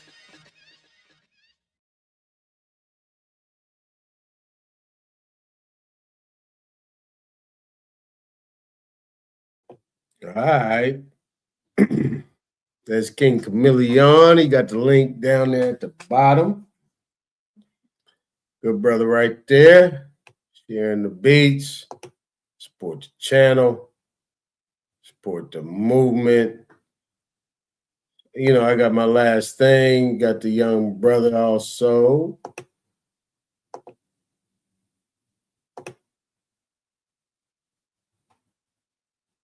Hold on. Where you go? Oh, there you go. All right. So we got that. And once it's done, we got the brother Young Copper Draco. And subbed up to that brother's channel as well. And, you know, I'm not saying nothing after that. When this thing is over, it's done.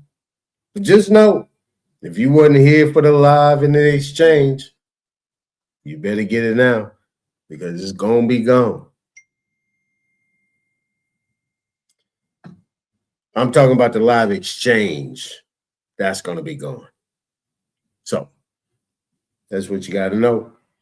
All right, now, in a minute on the next one, we'll be back on Monday. We'll be back on Monday.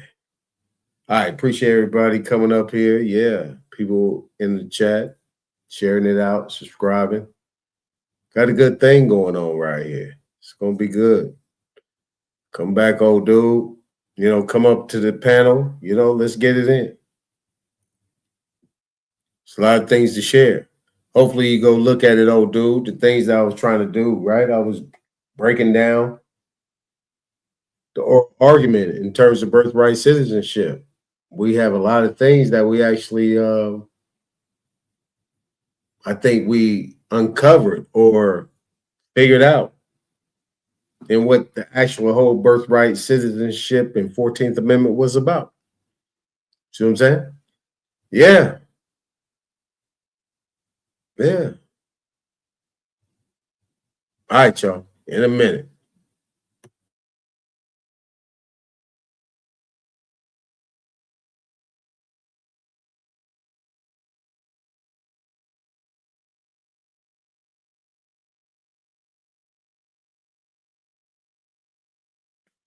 Don't move it. Don't move it. Don't move it. Yeah. Don't move it. Don't move it. Don't move it.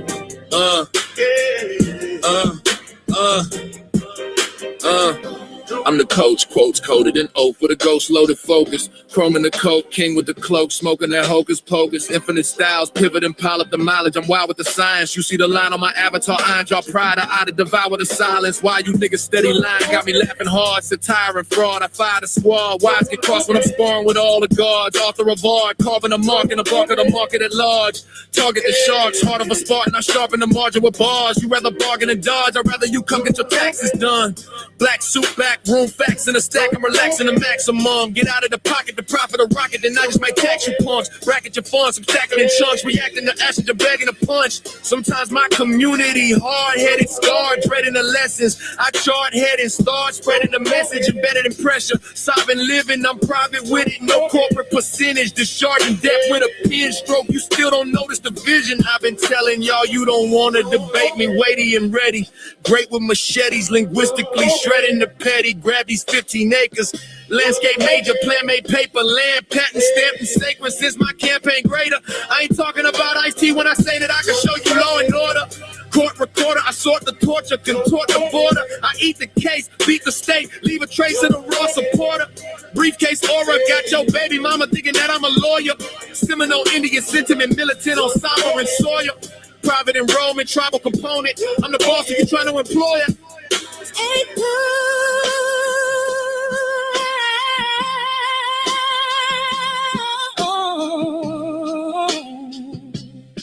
Clutch, baby. Infinite.